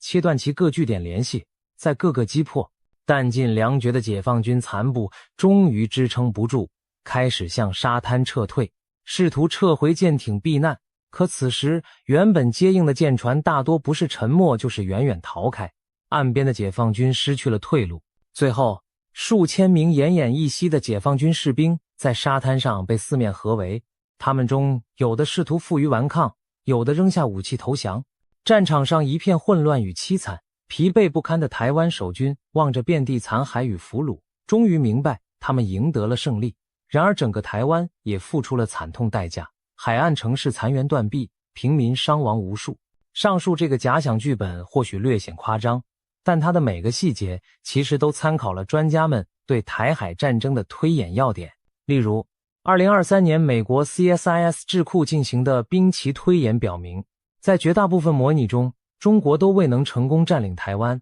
尽管台湾守军和美军盟军同样付出不小代价，但最终解放军往往因无法突破防线而退却。更有悲观的推演显示，即便中国勉强得手，也将是一场惨胜。中国海军主力几乎全灭，国内经济崩溃，美日亦伤亡惨重，整个东亚大乱。这种局面对谁都没有好处。无论细节如何变化，有一点是肯定的，武力犯台将是一场惨烈无比的消耗战，没有轻而易举的胜利，只有两败俱伤的结局。这也是为什么当我们说台湾是全球最难攻打的岛屿时，绝不是妄自尊大或浪得虚名，而是有着冷峻的事实根据。解放军若胆敢踏出第一步，就必须准备承受最坏的后果。台湾退役上将李喜明曾经表示，要让中国明白，攻台将使其付出巨大代价，而且即便如此，也未必能占领台湾。唯有如此，中国才会认知到解决台湾问题的最佳办法是和平而非战争。从目前看来，北京当局也确实被这现实所震慑住了，在没有十足胜算之前，不敢轻易发动攻击。值得一提的是，台湾之所以至今安然无恙，也反映出北京当局在战略上的两难处境。对中国领导人习近平而言，台湾问题既是他追求伟大复兴历史定位的关键，也是挥之不去的棘手难题。他一方面把统一台湾视为政治遗产的必要部分，另一方面又深知倘若诉诸武力而陷入泥潭，反而可能赔上中共政权的安危。因此习近平上台以来，对台政策日趋强硬，高调宣示不惜一战的决心，但真正下达攻击命令时，却始终投鼠忌器，裹足不前。从2016年蔡英文上台到2022年佩洛西访台，中共军演频频，台海风云紧张，但北京依然没有逾越最后的红线，就是因为现实抉择太过残酷。可以预见，只要台湾维持足够的防卫能力，并获得国际支持，北京仍将被困在进退维谷的局面之中。或许问题的最终解答，不是在战场上分出胜负，而是在时间与耐心中寻求另一种可能的出路。总之，台湾之所以被誉为地表最难攻下的岛屿，绝非浪得虚名，这背后是地理的险峻、军民的顽强，以及国际形势的制衡共同塑造的结果。我们希望这样惨烈的战争永远只停留在推演和想象中，不要真的上演。正如有人所说，两岸问题的解答最终必须在和平中寻求，而不应在炮火中决定。毕竟，一场对所有人而言都是灾难的战争，永远不会有真正的赢家。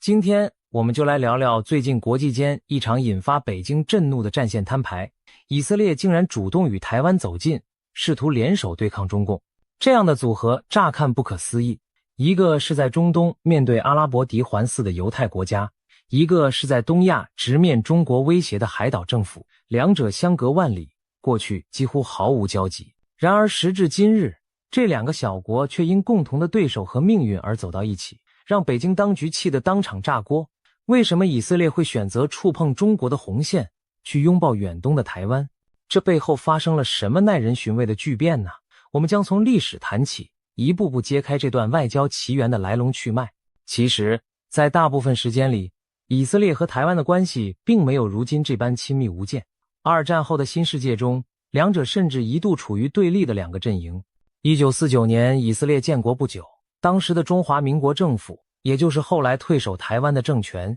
率先承认了以色列，表达了外交善意。但仅仅几个月后，1950年1月，以色列又转身承认了北京新成立的中华人民共和国政权，成为中东地区第一个承认中共的国家。这番操作其实反映出以色列当时的务实考量，他们希望和共产中国交好，以打破自身在中东的孤立。然而好景不长，50年代初，中国大陆开始与苏联高度结盟，奉行反西方、反以色列的路线。由于以色列逐渐倒向美国阵营，加上与苏联关系恶化，北京也随之中断了与以色列的官方往来。从50年代中期一直到80年代末，中以之间没有正式外交关系。那么在这段漫长岁月里，以色列有没有选择和台湾发展关系呢？事实上并没有。出于战略考量，以色列当时对台湾也保持了距离。一方面，以色列依然希望未来能修复与北京的联系，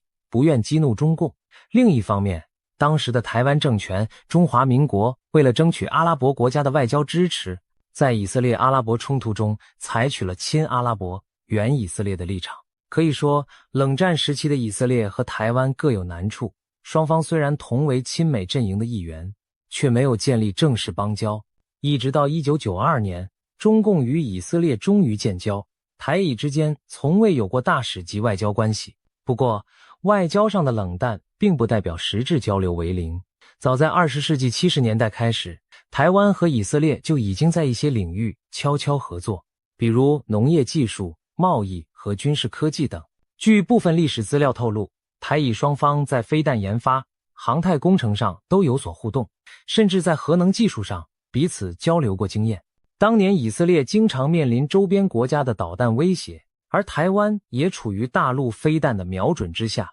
两地的军工科研单位其实早有共同语言，只不过这些合作一直十分低调，没有上升到国与国公开联盟的程度。整体而言，到冷战结束前，台以关系给人的印象是若即若离，有互动，但缺乏紧密联系，双方都顾忌着北京的态度。直到90年代初，在地缘政治巨变的背景下，以色列决定和中共正式建立外交关系，这才进一步限制了他与台湾发展官方往来的空间。自1992年起，以色列奉行一中政策，承认北京政府代表中国，与台湾仅保留民间性质的经贸文化代表处互设，维持最低限度的非官方联络。这种格局一直持续了数十年。然而，在官方关系疏远的同时，中国共产党和以色列之间始终存在着意识形态上的深刻鸿沟。早在1965年，中共领导人毛泽东就曾公开将以色列比作台湾，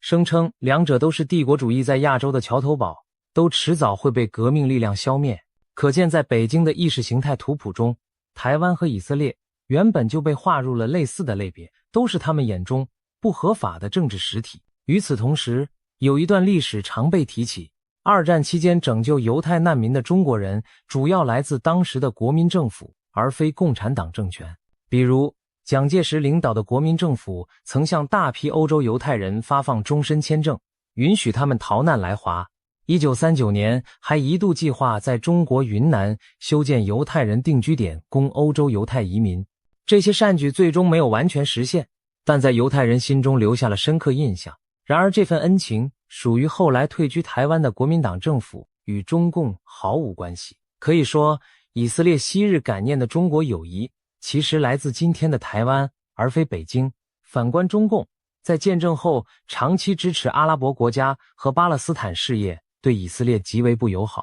上世纪60年代起，北京积极援助巴解组织，将以色列视为殖民侵略者，甚至有人说，中共对以色列的敌视，某种程度上也是冷战时与美国对抗的产物。总之，在价值观层面，北京从未真正认同以色列的存在合法性，双方的邦交更多是基于现实利益的权宜之计。这种潜在矛盾为后来的裂痕埋下了伏笔。进入21世纪后，以色列在对华关系上更加小心翼翼。一方面，中国崛起为全球第2大经济体，成为以色列在亚洲最大的贸易伙伴，庞大的市场和投资对以色列经济极具吸引力。但另一方面，美国这个以色列最重要的盟友对中以走近非常敏感，不断从中施加压力。事实上，早在本世纪初，美国就曾介入阻止以色列对华的重大军事技术合作。2000年，以色列在美方压力下取消了向中国出售先进费尔康预警机的合约。2005年，又被迫终止了为中国升级哈比无人机的项目。这些事件一度引发北京强烈不满，也让以色列明白，在对华关系问题上不能不顾及美国的立场。此后，以色列对中国在高科技和军事领域的合作有所保留，敏感技术慎防外流。同时在基础建设方面，华盛顿也提醒耶路撒冷提高警惕，不要让中国企业过度介入。比如前些年中国企业一度参与经营海法港，引发美国忧虑。以色列最终还是设立严格审查机制，限制了中资在关键设施和5G 电信等领域的扩张。尽管存在这些制约，中以在经贸上直到最近仍关系热络。中国大量投资涌入以色列的创新科技产业，双边贸易额节节攀升，双方似乎在刻意回避政治分歧，正冷经热地发展着关系。这种表面平衡一直持续到2023年底，却被随后的一系列事态彻底打破了。转折点发生在2023年10月7日，这一天，巴勒斯坦武装组织哈马斯对以色列发动了震惊世界的恐怖袭击，上千名以色列平民惨遭杀害或挟持。一时间，以色列举国悲愤，随即展开大规模反击，对加沙地带的哈马斯目标进行报复性打击。这场战争不仅改变了中东局势，也考验着世界各国的立场。究竟是谴责恐怖主义，支持以色列自卫，还是指责以色列过度报复，同情巴勒斯坦？让以色列寒心的是，中国在此问题上的表现并未站在以色列一边。事发后，北京外交部最初的表态仅是笼统呼吁各方克制停火，并未点名谴责哈马斯的暴行。相较之下，许多西方国家明确声援以色列，谴责哈马斯为恐怖组织，中国的态度显得冷淡模糊。更令耶路撒冷不满的是，随着以军对加沙展开反击，造成平民伤亡，中国官媒开始猛烈批评以色列对加沙的军事行动。在北京的国际讲坛上，以色列被描绘成滥杀无辜的侵略者，甚至中国官媒频频出现带有反犹色彩的言论，例如将犹太人刻画成掌控美国财政、煽动战争的黑手。中国官方电视台的一档节目公然散播反犹太阴谋论，称美国支持以色列是因为犹太人财团的影响力。这种露骨的仇视言论引发以色列强烈反弹。以色列驻北京大使馆罕见地发声谴责中国国家电视散布赤裸裸的反犹内容，同时在中国的网络舆论场上充斥着极端仇恨以色列的声音。以色列驻华使馆的社交媒体账号下涌现大量攻击言论，甚至出现为哈马斯暴行叫好的可怕景象。种种迹象都让以色列人感受到来自中国舆论的敌意。然而，就在中国舆论场对以色列口诛笔伐的同时，远在东亚的台湾却表现出截然不同的态度。哈马斯袭击发生后，台湾政府几乎是全球第一批言辞谴责哈马斯的政治体制之一。当时的台湾总统蔡英文以及后来接任的总统赖清德先后公开谴责这起针对平民的恐怖攻击，表态支持以色列有权自卫。台湾外交部甚至发表声明，称我们将与理念相近国家继续合作，共同抵抗一切形式的恐怖袭击。这种毫不犹豫站在以色列这边的立场，令以色列人深感意外又暖心。更感人的还在后头，台湾驻特拉维夫的代表李亚平 Abby Lee 亲自来到以色列南部遭袭击的农场，帮助当地居民收拾残局。他走访遇难者家属，带去台湾人民的慰问。李亚平还代表台湾侨民和机构筹集了一笔善款，将7万美元捐给以色列国防军及受袭家庭。他对那些失去家园的平民说了一句：你们并不孤单。短短几个字，传达出患难与共的情谊，让许多以色列人深受感动。台湾的普通民众也自发声援以色列，除了街头的祈福活动，甚至有台湾志愿者远赴以色列参与救援工作。一时间，台湾俨然成为了以色列在亚洲最真诚的支持者。正如一句中国谚语所说，患难见真情。以色列人在最艰难的时刻看清了谁是朋友，谁只是口头应付。台湾的雪中送炭与中国的冷漠批评形成鲜明对比，在耶路撒冷的舆论圈引发了强烈反响。许多以色列媒体和专家开始讨论台湾，一种情感上的转向正在发生。人们惊讶地意识到，过去顾虑北京而对台北敬而远之，也许是错失了一位潜在的盟友。如今台湾在以色列人心中的形象大为改观，它不仅是一座远方的小岛，更是一个在关键时刻愿意挺身而出的同路人。随着以色列社会对台湾好感度的提升，两国关系很快从民间情感延伸到了官方互动。自从哈马斯袭击后，台北和耶路撒冷之间开始出现前所未有的交流热潮。台湾政府抓住时机，展开了积极的外交攻势。2024年至2025年，台北主动邀请多批以色列国会议员组团访问台湾，加强双边议会交流。这在以往是难以想象的突破。要知道，以色列议员之前访台十分罕见，因为那容易招致中国抗议，而现在不但访问成行，而且规模一批比一批大。尤其是2025年9月，由以色列国会以台友好协会主席议员托波罗夫斯基率领的一个跨党派代表团高调造访台北，期间他们获得了台湾最高规格接待，甚至获准拜会了台湾新任总统赖清德。更戏剧性的是，托波罗夫斯基等人在台湾总统府会谈时，当面转交了一封由72名以色列国会议员联合签署的信件，信中明确表达支持台湾参与国际组织活动，声援台湾在国际上获得更大承认。要知道，以色列国会一共有120名议员，72人的签名意味着超过半数民选代表为台湾发声，这在以台交往史上是破天荒的壮举。会后，托波罗夫斯基兴奋地在社交媒体上分享了访台见闻，公开称台湾为国家，并赞扬台湾民主繁荣。他还直接称呼赖清德为台湾总统，完全不避讳中国最敏感的称谓。这一连串举动很快传到了北京的耳中。中国驻以色列大使肖军正随即发表严厉声明，痛斥该以色列议员严重违反一中原则，毒化两国关系氛围。中方表示已向以色列政府提出严正交涉，要求立即纠正错误，消除负面影响。北京还强调，以色列在1992年建交公报中承认台湾是中国领土不可分割的一部分，暗批托波罗夫斯基等人公然违抗本国政府的立场。对此，以色列政府发言人则低调回应，称国会带团访台纯属非官方性质，不代表以色列政府立场。这番回应看似在安抚北京，但明眼人都看出，以色列并未对自家议员加以谴责或约束，等于默许了这种打擦边球的友台行动。种种迹象显示，在民意和议会层面，以台之间的破冰已经势不可挡地展开了。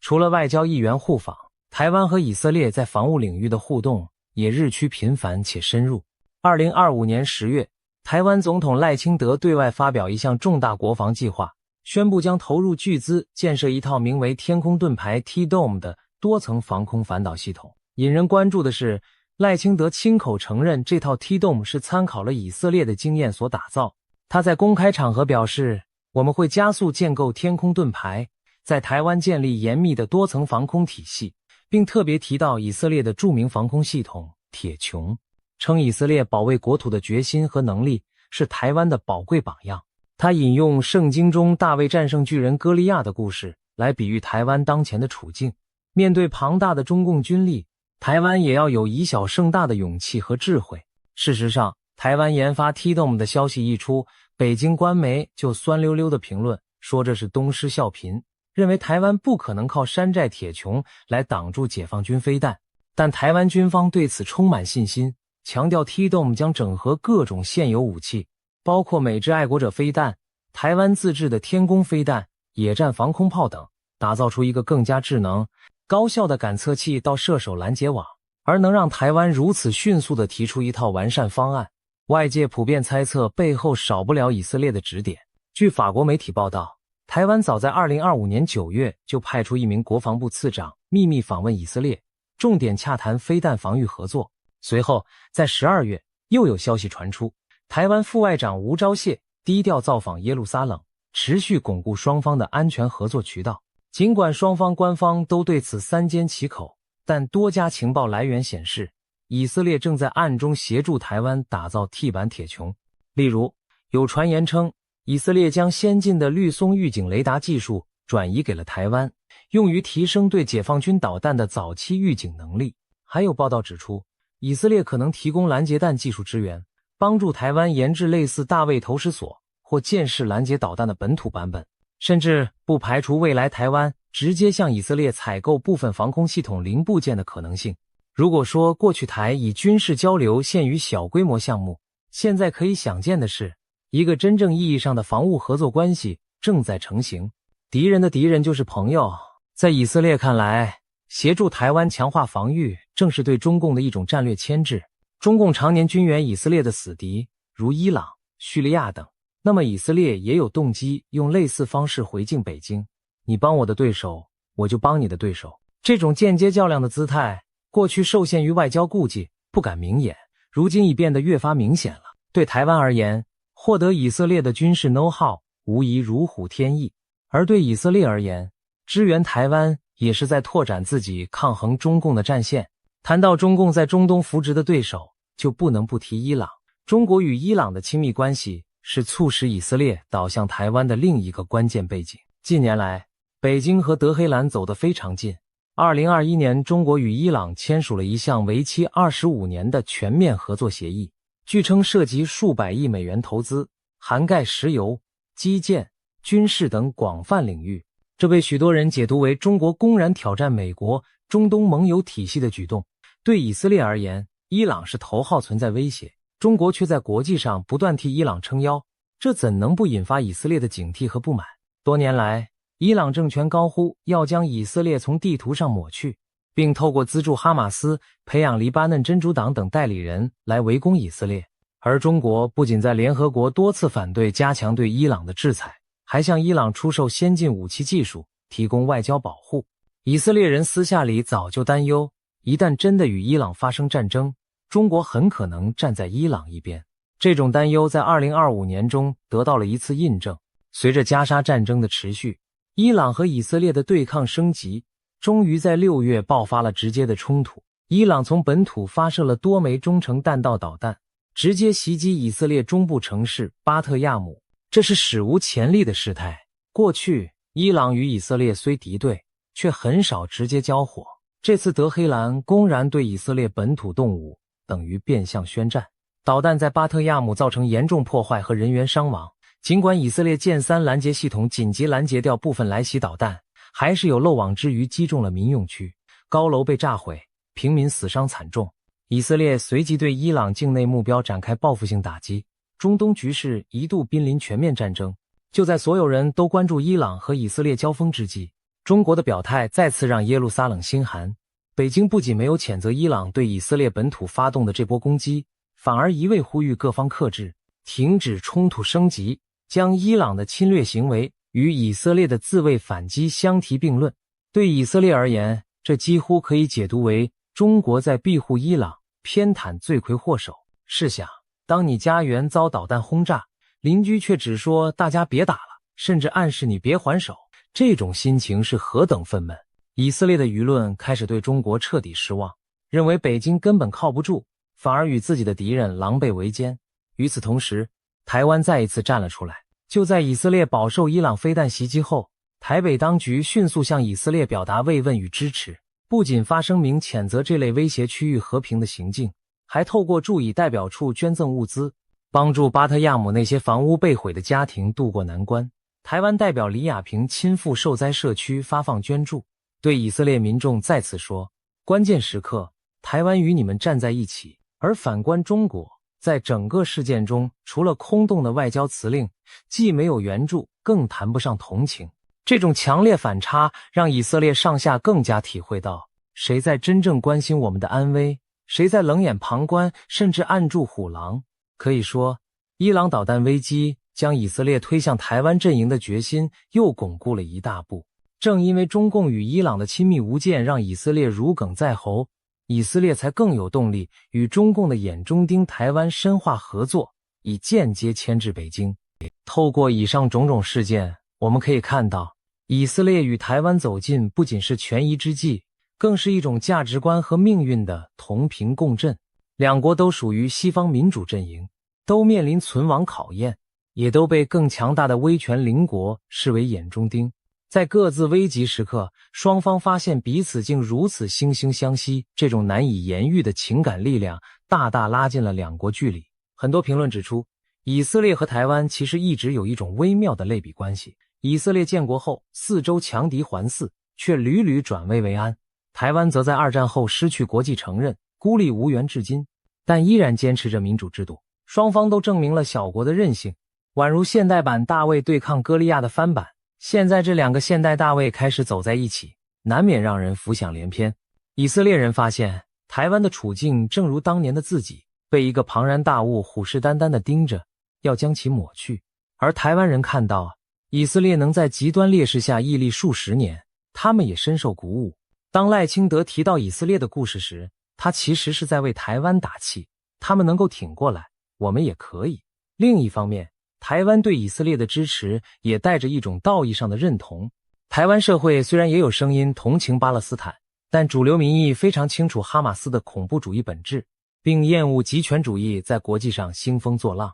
台湾人往往把中共对自己的威胁与极端组织对以色列的威胁相类比，认为自由世界应该团结一致抵抗威权和恐怖势力。两国都站在民主对抗独裁这条战线的前沿，自然容易产生休戚与共之感。有人用命运共同体来形容当前的台以关系，并非夸张之词。更妙的是，历史还给这段关系增添了几分戏剧性。70多年前，正是现在统治台湾的这批中国人，国民党向犹太民族伸出援手，而现在以色列反过来向他们的后继者提供援助与支持，这仿佛是一种善的回圈。也难怪许多以色列人感叹，台湾对犹太人从过去到现在一直抱有善意，值得加倍珍惜。相形之下，中共政权从来没有真正站在犹太民族这一边，如今更赤膊上阵地，倒向以色列的敌对阵营。如此比较下，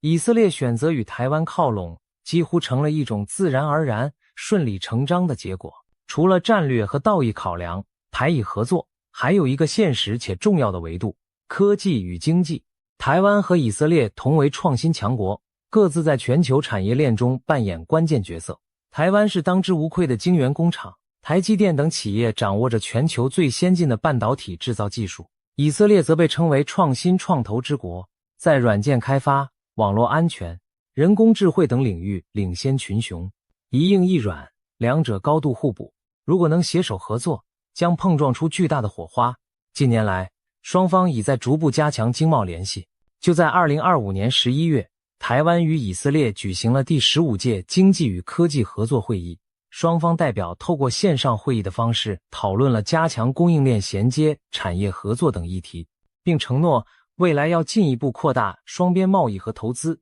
台湾驻以代表李亚平接受以色列媒体专访时表示，台湾与以色列是科技领域不可取代的合作伙伴，一方在硬体领域领先世界，另一方在软体领域独步全球。以色列的业界人士也持相同看法，他们认为以色列的初创公司如果能得到台湾电子产业的支持，将有助于把创新原型转化为大规模量产的产品。反过来，台湾的高科技企业也需要以色列的尖端研发来保持竞争力。有报道指出，台湾正在积极拉拢以色列加入美台的半导体合作框架，可能考虑让以色列的晶片设计公司与台积电、美国企业展开三边联合研发。更有甚者，一些以色列分析家建议台积电赴以色列投资设厂，将部分产能布局在以色列，以免将来台海有事时，以色列拿不到晶片。毕竟以色列的武器装备和高科技产业对半导体依赖极深，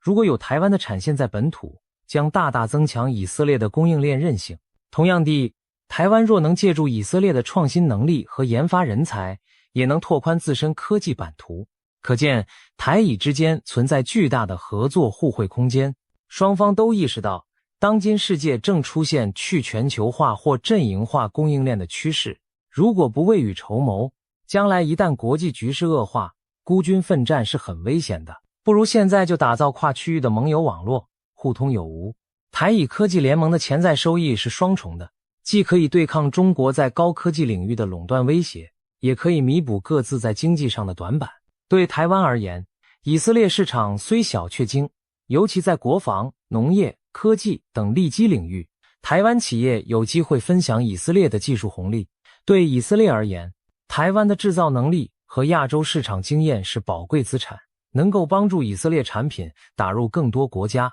难怪有观察家感叹，台以如果联手，将形成一股小国大能量的创新力量，在美中对立的夹缝中开辟出自己的经济生存空间。甚至可以说，台以合作也是两国因应美中博弈，降低对中国经济依赖的一种集体自救之道。2025年，以色列总理内塔尼亚胡在面对全球舆论压力时曾提到，要为国家经济增加自己特性，以免受制于人。联合台湾这样的高科技伙伴，显然符合这一战略目标。综上所述，台以关系升温带来的经济技术好处，无疑进一步巩固了双方结盟的动机。就在台湾和以色列越走越近的同时，千里之外的北京却对此恼羞成怒，坐立不安。中国政府近乎每天透过不同渠道对以色列施压，表达不满。中国外交部发言人反复强调，台湾问题涉及中国主权和领土完整，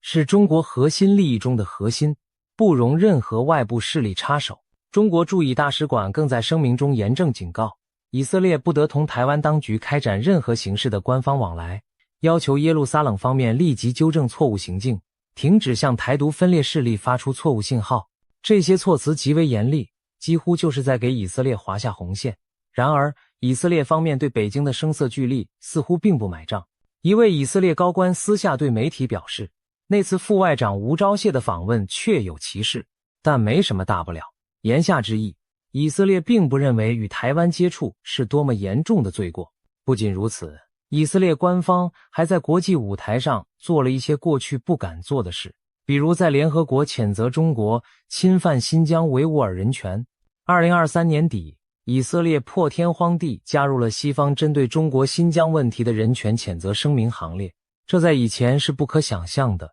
以色列过去为拉拢北京，一直避免在人权问题上点名批评中国，但现在以色列显然改变了计算，他们不再对中共保持沉默，而是开始站到价值观阵营的一边，哪怕因此激怒北京，对北京而言，这无疑是奇耻大辱。曾几何时，他试图通过经贸利诱和外交施压让各国孤立台湾，如今竟有国家公然不理会这一套，尤其以色列还是多年友好合作的伙伴，北京自然是又惊又怒。中国官媒《环球时报》发表社论称，以色列一些人对台示好是政治作秀，改变不了台湾是中国一部分的事实。文中还暗含威胁地指出，以色列此举无助于其当前困境，只会搬起石头砸自己的脚。类似这样的警告言论在中国媒体上充斥着。但另一方面，北京真正能对以色列做什么惩罚措施吗？我们看到，目前中国仍克制在口头和外交抗议层面，暂时没有采取实质报复行动。毕竟中以关系虽然失和，但并未到撕破脸的地步。中国深知，如果因台湾问题与以色列决裂，只会把以色列推向美国怀抱，让自己在中东少了一个影响渠道。而且中国在以色列还有不少经济利益，例如中国公司参与的以色列基建项目，中国对以色列科技企业的投资等，一旦关系破裂，这些利益也会受损。所以，目前北京更多是强硬表态给国内听，同时观望以色列的反应。可以预见的是，如果以色列适可而止，北京或许也不想把局势闹到不可收拾。这就出现了一种微妙的较量，中国在亮红线，但以色列在试探底线，双方都在计算对方虚实。这场外交博弈未来还可能持续一段时间。当然，以色列也并非全然不顾及中国的恼怒，尽管近来动作频频，但以色列在一些方面依然保持克制。比如，以色列政府至今没有在外交正式场合称台湾为中华民国或台湾国，更未宣布与台湾复交，仅仅停留在务实合作和民间交流的措辞上。这显示耶路撒冷仍试图掌握分寸，不踩北京设下的绝对禁区。同时，我们也注意到，以色列并没有突然全面关闭对华合作的大门。经济上，中以贸易目前基本照常进行，中国游客和留学生依然可以赴以，以色列企业也没有集体撤出中国市场的动作，至少目前没有。这说明以色列仍在评估利弊，不愿轻易放弃中国这块市场和资金来源。毕竟中国是全球第2大经济体，对以色列高科技产业的投资一直颇具分量。如果北京真的翻脸报复，撤走投资或限制双边贸易，以色列经济也会受创。所以，以色列政府的一系列挺台举措，多半是经过精心计算、渐进推进的。他们希望在不触发中国猛烈报复的前提下，逐步提升与台湾的关系。骑墙是小国外交的艺术，而以色列正试图在道义和利益之间寻找一个平衡点。也因此，在以色列内部，对于如何拿捏这个度，还有不同声音。有批评者认为，现在全球局势诡谲，以色列没必要为了台湾完全导向与中国对抗。毕竟中共再怎么说也是联合国安理会常任理事国，以色列未来在联合国还需要中国不时帮助，例如投弃权票、拦下反以决议等。一旦把中国得罪狠了，万一哪天中国在安理会支持谴责以色列的提案，或者公开军援伊朗先进武器，那对以色列而言也是得不偿失的。还有安全专家提醒，以色列对台军事合作需慎之又慎。万一将来台湾抵挡不住中国军事攻势，以色列提供的高科技武器被解放军缴获，反过来研究破解，未来可能威胁以色列自己的国防安全。这绝非杞人忧天。以色列许多王牌装备的技术如果落入中国手中，对方或许能举一反三，用于升级伊朗、叙利亚手中的武器，让以军面临更严酷的挑战。因此，一些以色列军方人士主张，对台湾的军事支持应该有限度的进行，例如敏感核心技术，特别是涉及以色列独有优势的，应保持门槛，不宜全部交底。经济界人士也担忧失去中国市场的风险，认为应避免刺激北京做出极端反应。这些不同意见反映出以色列对华政策正处于转折点，如何拿捏仍在辩论中。所幸的是，目前以色列和台湾的双边热络还处于一个渐进试探阶段，双方都留有回旋空间。如果中国方面的反制有限，那么以色列国内鸽派的担忧或许就不会成真。相反，如果北京真的痛下杀手，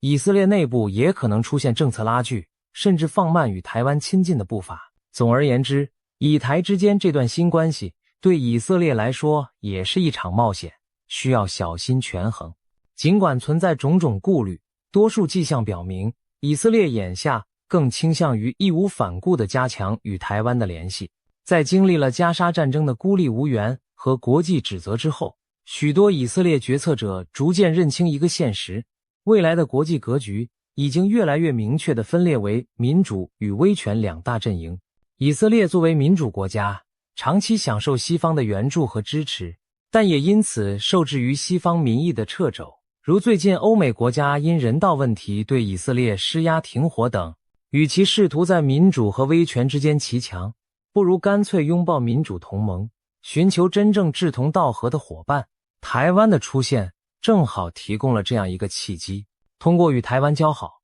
以色列向世界表明了自身在价值观上的站位，我们站在自由民主这一边，不会向威权主义低头。这对提振以色列在西方舆论中的形象大有裨益，也有助于巩固美以同盟的亲密度。华盛顿方面其实乐见其成，美国近年来积极拉拢盟友围堵中国，如果连以色列都加入这个行列，无疑增强了民主阵营的力量。据悉，美国国会内部对以色列近期的对台举措颇为赞赏，有重量级参议员表示，以色列作为我们在中东的伙伴，愿意挺身支持另一个民主伙伴，这很好地体现了民主国家的团结。甚至有人推测，美国可能在背后促成了一些以台之间的协议，起到穿针引线的作用。毕竟，美国同时保护着以色列和台湾的安全利益，若两者之间能合作，对美国而言是双赢。总而言之，在西方大环境支持以及自身安全需求的双重推动下，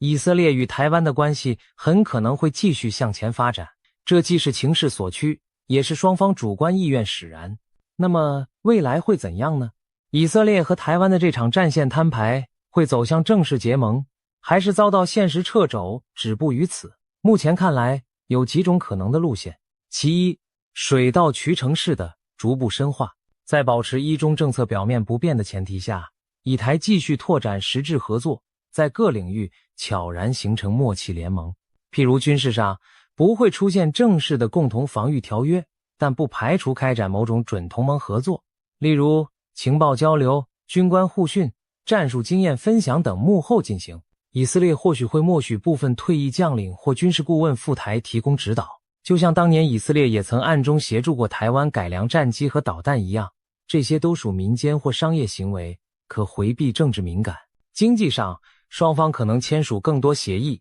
加强科技研发协同，甚至讨论自由贸易安排，让双边经贸关系远超一般无邦交国家的水平。如果一切顺利，也许不久的将来，我们能看到台湾生产的武器装备上有以色列技术身影，而以色列的高科技产业链中也有台湾企业的加盟。其二，激流勇进式的突破。如果未来台海局势或国际格局发生巨变，不排除以色列做出更大胆的举措。比如，假设中共对台动武的危机迫在眉睫，而美国需要盟友表态，以色列有可能公开提升与台湾的官方关系，甚至不惜冒险承认台湾主权，以极端方式抗衡中国。这将是外交核弹级别的变化，等同于以色列放弃与中国维持邦交。但是在可预见的未来，除非中国真的对台湾开战，否则以色列暂无必要走到这一步，毕竟那将立即引来北京的猛烈反击。反过来，倘若未来伊朗或其他中东威胁更加严峻，而中国又在背后扮演推手角色，也不排除以色列把台湾牌打得更响，用以报复北京。例如，万一伊朗冲突升级到需要联合国决议或全球动员的程度，以色列可能就不顾及中国脸色，公开拉台湾加入反伊朗联盟等等。这些都是相对极端的前景，但国际政治有时瞬息万变，也不能完全排除。其三，骑墙收敛式的反复。如果北京的压力持续增加，而以色列在实际操作中又遇到障碍，那么不排除双方关系放缓甚至退步的可能。毕竟以色列不想同时树敌过多，一旦感觉玩火过度，可能会主动降温。比如，以色列可能对议员访台进行更低调处理，或暂停某些军事科技合作，以换取北京不在敏感时刻搅局以色列的中东问题。在外交上，以色列也可能在一些场合对中国给出安抚性的声明，比如再次重申对一中原则的坚持，以降低紧张度。这种情况下，台湾方面或许也会理解，以免把友邦逼得太紧，反而弄巧成拙。因此，一种若即若离、动静结合的态势也许会长期存在。需要的时候，双方走近一步，风头紧时又稍微退半步，在缝隙中维持合作。无论未来哪种走向，一个新的现实已经诞生。台湾和以色列这两条原本毫不相干的战线正在产生交集，这对国际战略格局的影响是不容小觑的。我们看到，民主国家开始跨越传统地缘疆界抱团取暖，东亚的台湾与中东的以色列在各自对抗威权势力的斗争中找到了共同语言，这无疑给北京和德黑兰等带来了压力和警示。对北京而言，台以走近意味着他在台湾问题上面临的统战和外交压力都会倍增，不再仅仅是美国、日本等传统对手，现在连中东的重要国家都可能插手台湾议题。虽然以色列军事力量无法直接介入亚太，但他的态度改变本身就具备象征意义。可能带动更多国家效仿。试想，如果以色列都不怕触怒中国公开挺台，未来会不会有其他曾被中国施压的国家，比如在非洲、拉美，重新考虑与台湾发展关系呢？毕竟以色列的国际地位和外交敏感度都很高，它的一举一动都在全球产生示范效应。可以说，台以关系升温，为国际社会提供了一个新的案例，显示出中共声称的一中原则国际共识正在被侵蚀、被挑战。当然，对以色列而言，也开启了一段前途未卜的冒险旅程。一方面，他可能因此获得新的盟友和合作伙伴，强化自身抵御威胁的能力，但另一方面，也在与一个世界级强权交恶，承担相应的风险。这场豪赌能否成功，很大程度上取决于以色列领导层的智慧和国际局势的演变。也许若干年后回头看，我们会发现这是以色列外交的一次大转型，从务实主义转向价值主义，从孤军奋战转向联盟对抗。台湾则可能从中得到前所未有的助力，从而在对抗中共的漫长斗争中略占上风。结语：当前的国际局势可谓风云诡谲，而以色列与台湾携手对抗中共的剧情更是超出了许多人的想象。对北京来说，这无疑是一个措手不及的打击。在台海问题上，他突然发现对手阵营里多了一面以色列的旗帜，难怪会气得跳脚。战线摊牌的序幕已然拉开，未来的发展耐人寻味。或许北京会设法安抚以色列，务求将这条歧路盟友拉回自己一边；或许以色列会在现实压力下稍作收敛，与台湾保持若即若离的默契；也或许世界将见证一段民主小国联手抗击强权的传奇续篇。历史告诉我们，没有永远的朋友，只有永远的利益和价值。此刻，以色列和台湾的利益与价值观奇妙地重叠在一起，他们都在黑暗中摸索生存之道，却在彼此身上看到了光亮。面对共同的威胁，他们选择不再孤军奋战，而是并肩而立。这一步充满勇气，也充满风险。但正如以色列和台湾各自的历史经验多次死里逃生、化险为夷所示，他们从不缺少在逆境中求生的智慧与胆识。未来几年，国际舞台上可能会出现更多类似的战线摊牌，民主阵营趋于抱团，威权阵营亦然。而以色列与台湾的联手，无疑是其中最令人瞩目，也最具戏剧性的一幕。我们不妨拭目以待，看看这场跨越万里的合作能走多远，又会给亚太和中东带来怎样的连锁反应。可以确信的是，在历史的洪流中，小国的抉择有时能激起大浪，而此刻，以色列和台湾已经激起了浪花，未来的篇章正徐徐展开。无论北京如何暴跳如雷，他们都将坚定地走他们选择的道路。这就是21世纪20年代最引人入胜的国际故事之一。战线既已摊牌，新的博弈才刚刚开始。我们将见证这段历史，见证大卫们如何再次对决歌利亚。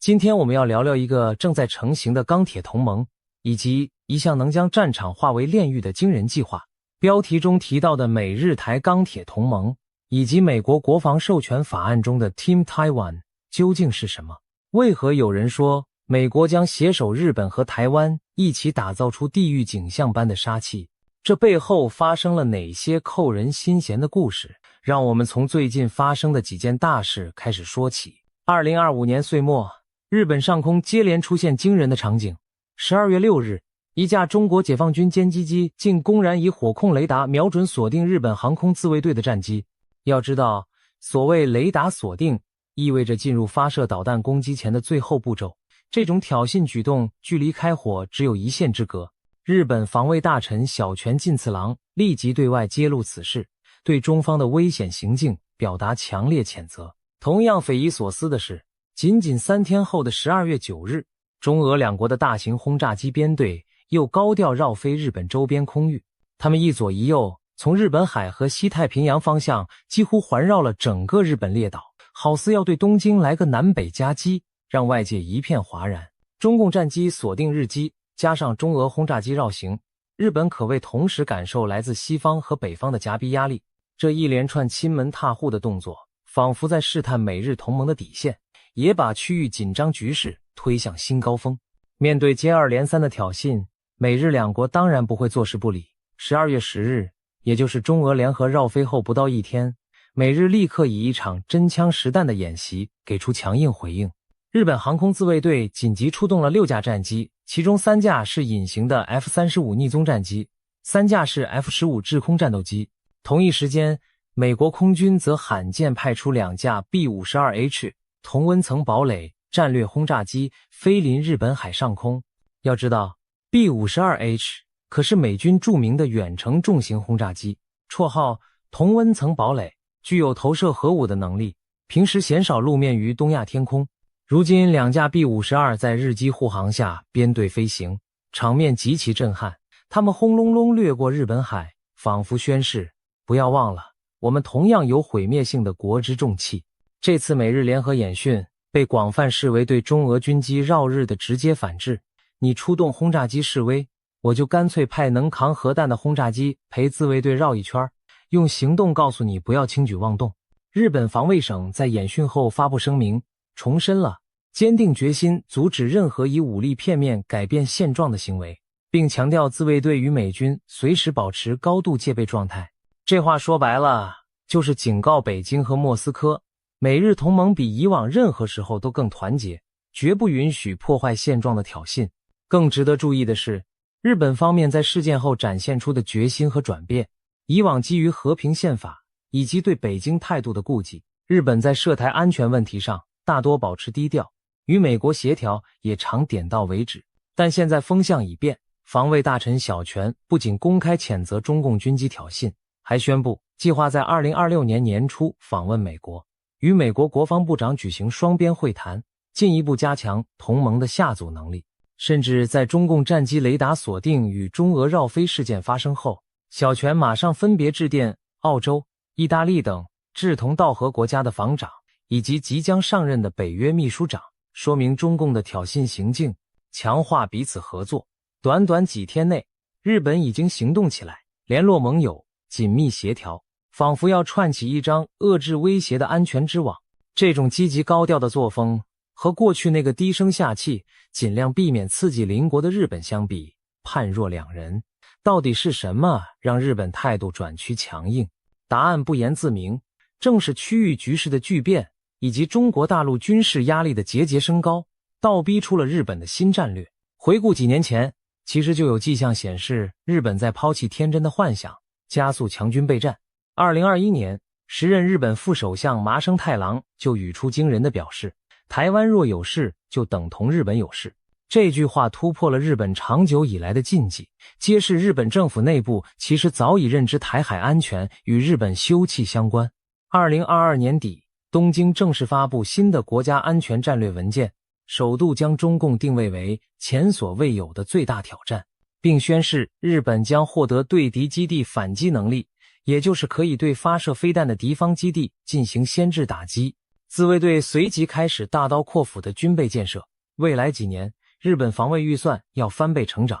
从美国引进数百枚战斧巡弋导弹，开发自己射程上千公里的高速飞弹，改装出可以起降 F-35B 逆踪战机的航母舰队。可以说，日本正在迅速脱胎换骨，从一只和平宰制下的沉睡猫头鹰变成一头锐利的武装雄鹰。而所有这一切背后最核心的推力就是台海危机感。日本战略界愈发清楚，如果台湾有个三长两短，解放军长驱直入太平洋，下一个直接面对威胁的就是日本本土。尤其琉球群岛地理上紧邻台湾，中共若武力犯台，极可能同时封锁或攻击邻近的日方岛屿与美军驻日基地，日本岂有不卷入之理？所以日本与其坐以待毙，不如超前部署，与美国、台湾一道加强防卫，确保第一岛链的稳固。从这层意义上说，中共过去几年对周边咄咄逼人的军事施压，正是促成美日台钢铁同盟的直接诱因。中国越咆哮威胁，反倒把美国、日本、台湾推得靠得更近，合作也更公开紧密，这真可谓弄巧成拙，不是吗？就在日本和美国以实际行动在东亚天空展示决心的同时，地球另一端的美国首都华盛顿也在为台海安全抛出重大政策举措。2025年12月初，美国国会参众两院终于谈妥并公布了最新年度的国防授权法案协商版。这部每年必过的大法案今年特别引人注目，因为其中纳入了多项强化台湾防务的条文，规模和力度都胜过往年。从金额上看，2026财年美国授权提供台湾的军事援助高达10亿美元，约新台币313亿元，是对台军援前所未见的新高。而更加引人侧目的是，法案中出现了一个被媒体称为 Team Taiwan 的概念。简单说，美国准备和台湾联手研发、联合生产某些先进武器了。没错，这次国防授权法案的条文要求，美国国防部长最迟在2026年3月1日以前，必须与台湾方面启动无人系统及反无人系统的联合研发生产计划。具体来讲，就是美军和台湾军队未来将共同使用由双方合作开发的各型无人载具，包括无人机、无人舰艇等，以及相应的反制装备。而且合作不只停留在纸面，法案还规定国防部长每年要向国会汇报这项计划的进度，内容甚至包含美台之间签署互惠采购备忘录、安全供应协定和军事情报安全保障协定等一系列深化军事工业合作的步骤。这意味着什么？意味着美台将建立起长期的正式的国防科技合作关系，把台湾纳入美国先进武器的研发链条之中。过去台湾从美国获取武器多半是透过军售案被动采购成品，而这次美国干脆要拉着台湾一起当研发伙伴，共同行动，从零开始打造武器。如果说长久以来台湾在美国全球安全网络中只是一个需要被协防的对象，那么现在台湾俨然正被视为伙伴队友， Team Taiwan 这个称号正是由此而来。美国等于在组一支台湾队，要和台湾紧密合作，一起铸造更强大的防御能力。这在美台关系史上可是一项突破性的跃升，怎能不令国际瞩目？此外，这份法案中还有其他一系列旨在强化台湾安全的条款，例如要求美国海岸防卫队与台湾海巡署建立联合海上行动及领导力训练计划，预计自2026到2030年都将持续进行。美方甚至计划派出现役海岸防卫队训练团长驻台湾，协助提升台湾海上安全执法与威慑能力。再例如，法案要求国防部提交一份台湾安全援助路线图，也就是未来多年满足台湾防卫需求的规划蓝图，并研究在区域内建立紧急应变军需储备库的可能性，专门存放支援台湾的装备物资，甚至连美军本身的备战也牵涉其中。条文命令美军在1年内完成一项全面研究，评估如果台海、南海等印太热点突然爆发高强度冲突，美军现役和后备部队如何快速动员、部署和持续作战。其中还特别强调要检视与日本、澳洲、菲律宾以及台湾之间的协调机制和联合行动能力，诸如此类不胜枚举。可见这次的国防授权法几乎把从战略、战术到后勤、演训各个层面能想到的挺台措施都列了一遍。美国国会两党展现出高度共识，为了吓阻中国武力犯台，必须加码再加码。如果说过去美方对台湾的支援还有所顾忌，瞻前顾后，那现在他们简直是踩下油门，明确让行政部门去组织台湾队，要钱给钱，要技术给技术，要协同训练就协同训练，全方面来强化台湾的防御韧性。这种力道与投入，放眼美台关系史，确实是前所未见的，也难怪台湾舆论惊呼，美国这真是把台湾当成准盟友在培养啊！钢铁同盟之说绝非虚言。或许有人会好奇，美国为什么突然如此热衷拉着台湾一起搞武器研发？这就要提到一个最近很热门的概念——地域景象。这词听起来惊悚，实际上源自美军高层对台海战争样貌的一种设想。2024年，美军印太地区的重要将领帕帕罗上将，时任美国太平洋舰队司令，公开放话说，如果中国大陆胆敢对台湾动武，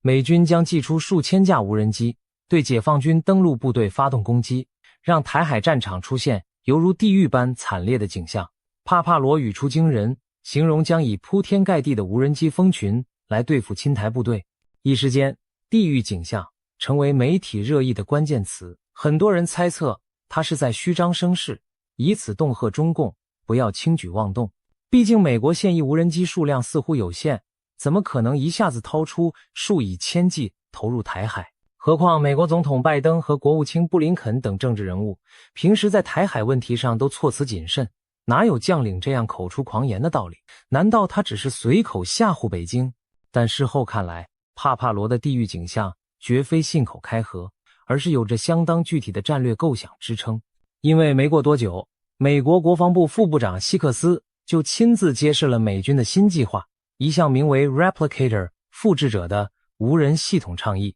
顾名思义，复制者计划的目标就是要以飞快的速度、低廉的成本，批量生产成千上万的各型无人装备，从天上的无人机、海上的无人艇到水下的无人潜航器，无所不包，以便在未来战争中像复制粘贴一样迅速扩充美军无人战力。希克斯强调，这项计划特别针对的是中共解放军在西太平洋地区的不对称优势。什么优势呢？一句话，数量。近年来，中国靠着庞大的工业产能大造军舰和飞弹，美军传统载人装备的数量正在被比下去。如果再按照传统模式，一艘艘造航母、大型军舰，再一架架造昂贵的隐形战机，美国无法在数量上追赶，时间也不站在美国这边。但如果改走以多制多的新路，用无人系统这种成本低、见效快的装备来填补数量劣势，那局面就大不同了。无人机和无人艇可以廉价海量生产，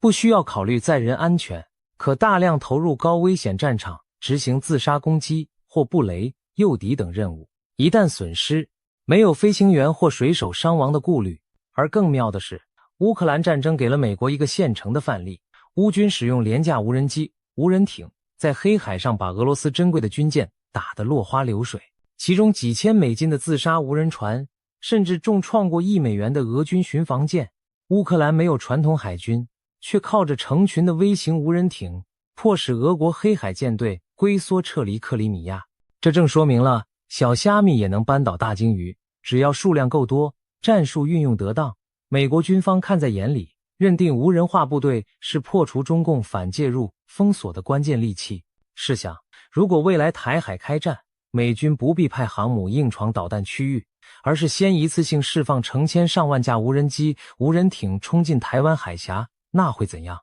他们有的像蜂群般密集围攻中共2栖登陆舰船，有的如狼群般悄悄潜伏，偷袭运补船只，有的高空盘旋，锁定目标引导后方火力。如此铺天盖地的攻势，解放军再多驱逐舰、再多飞弹，也难以同时拦截成千上万的来袭小型目标。到那时，进犯者将陷入弹尽援绝，眼前尽是爆炸与残骸的绝境。这就是帕帕罗口中地狱景象的真实含义，让侵犯者经历地狱。当然，要实现这幅地狱图并非易事，核心问题在于如何指挥这海量的无人装备，使其发挥整体战力。这里就必须引入另一个概念，叫做击杀链与击杀网。传统上，无论陆海空军，一次成功的打击都要完成一系列步骤，可以抽象为4个阶段。第一步，观察，发现敌人目标；第二步，定向，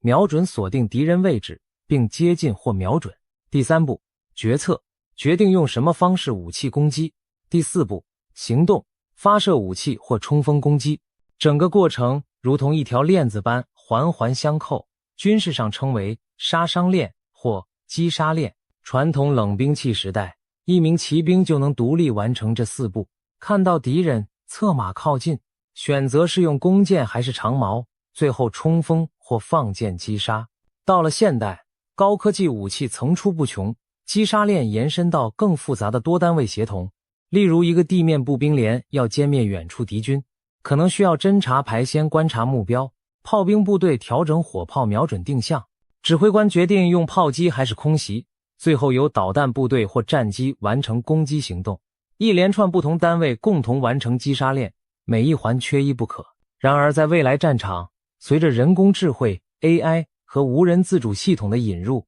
击杀链的模式将彻底改观。军事专家们提出要把传统的链条升级为击杀网。所谓击杀网，就是让无数的感测器与射手节点互相连接，像蜘蛛网一样覆盖战场，彼此共享目标资讯，自主协调选择最佳打击方法，多点同时发起攻击。简单来说，就是把原先线性的1对1攻防变成多对多网络化的立体杀伤体系。举个例子，在未来的台海战场上，可能天空中飘着上百架侦察无人机，对海监视卫星在太空中盯着，潜伏的水下无人载具也在探测敌舰动向。这些眼睛看到任何敌方目标，都会及时把坐标传到云端的 AI 战斗管理系统。AI 系统飞快地分析判断，决策用何种武器对付，是指挥附近的导弹卡车发射反舰飞弹，还是让海面上的自杀无人艇去撞击，亦或直接派空中的自杀无人机从天而降。一旦决策确定，命令将同时下达给数个射手节点，岸上的飞弹发射车，海中的无人艇，空中的攻击无人机，同时向目标扑去。试想，原本传统打法是一条链子串起一颗子弹射向一个敌人，而现在变成一张大网兜住敌人，各个方向无数火力一起招呼敌人，还怎么躲？这就是击杀网的可怕之处，它将极大提升攻击的效率和杀伤力，也使防御一方疲于奔命，防不胜防。当美军谈论在台海打造地狱景象时，本质上就是要构建这样一个无人作战击杀网络，而台湾在其中的位置更是举足轻重。地缘上贴近战场，科技上有成熟的电子通信和制造业基础。美国很清楚，若能把台湾直接纳入美军未来击杀网络的一部分，那无论是平时威慑还是战时联合作战，都将如虎添翼。也因此，我们看到前面提到的国防授权法案中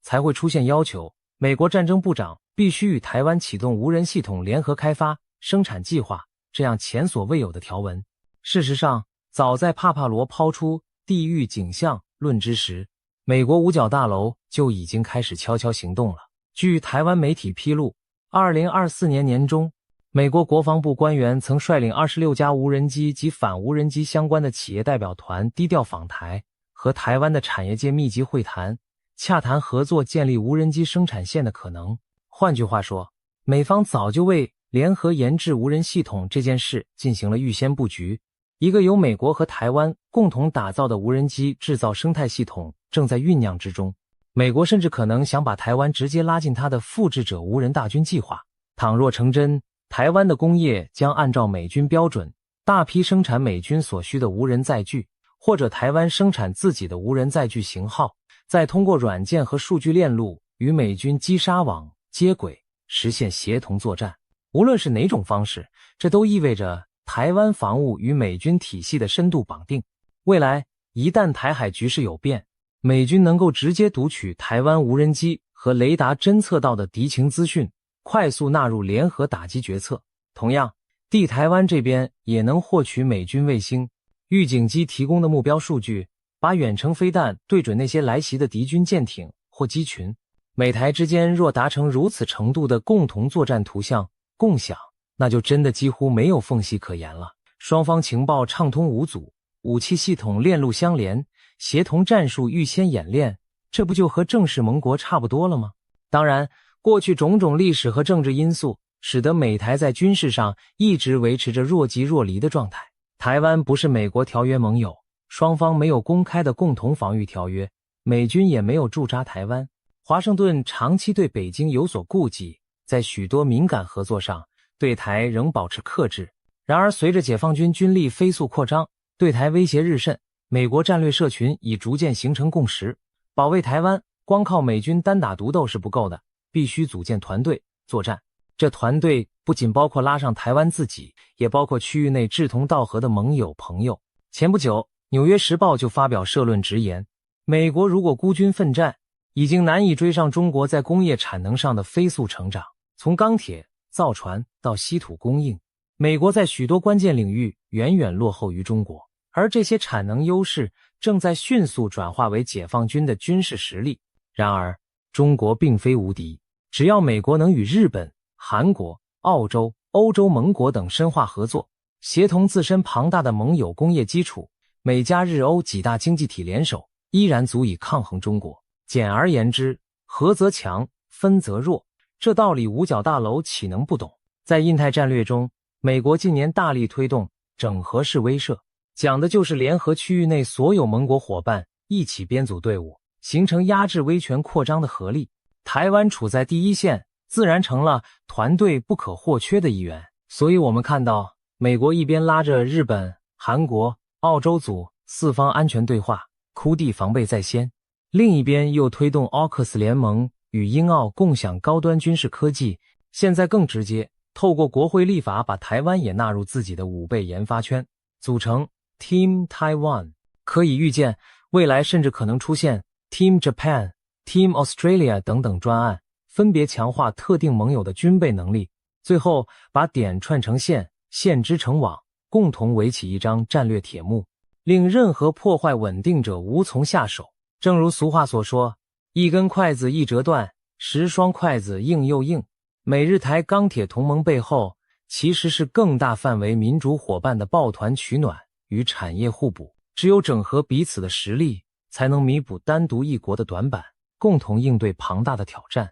不过话说回来，世界局势走到今天这一步，确实令人不胜唏嘘。一方面，我们看到自由阵营国家空前团结，科技军力大融合，以维护台海这一处于风口浪尖的和平前线，但另一方面也意味着地缘政治博弈日益白热化，新冷战色彩渐浓。我们不得不问，如此打造杀气腾腾的地域景象，武器究竟能有效下阻战争，还是可能加速军备竞赛，将人类推向另一个危险边缘？无人机蜂群战术听起来狂想，但一旦实践，那将是史无前例的 AI 无人化战争，也是文明首次由无数机器代理人决定胜负的战争。过去战争的生死荣辱由士兵承担，未来或许由算法和程序来主宰，这难道不是既令人震撼又不寒而栗吗？然而，在强权的威逼下，也许唯有这样冷酷的钢铁联盟与炼狱5倍，才能守护住自由的灯火。备战才能避战，古人云的确有理。当台湾上空密布的联合无人机编队和日本海出巡的巨无霸轰炸机一到，向潜在的侵略者发出警示，也许就能让对方三思而后行，将战端止于未发生。正因如此，美日台才选择以钢铁般的团结来铸造剑与盾，指望在关键时刻，这份同盟能下阻任何妄动的野心。展望未来，我们当然希望 Team Taiwan 打造出的这一套杀手锏永远不必真正派上战场，希望地狱景象仅停留在想象与演习中，而不必在现实中上演。毕竟，这些准备的终极目的，还是为了避免地狱般的真实战争降临人间。然而，台海局势的风云诡谲，没有人能完全预料。可以肯定的是，在可以预见的将来，美国、日本和台湾将持续加深这份钢铁盟约，并肩站在一起。钢铁同盟已经成型，地狱武器也在孕育。如果有一天挑战者执意以武力改变现状，那迎接他的必将是同盟诸国协力打造的18层地狱。但愿那一刻永远不会来临。我们期待看到的是钢铁同盟的威慑力量，让战争止步于未发生。在这场关系东亚乃至全球未来的博弈中，历史将见证团结的民主伙伴能否成功守住和平的防线。让我们拭目以待。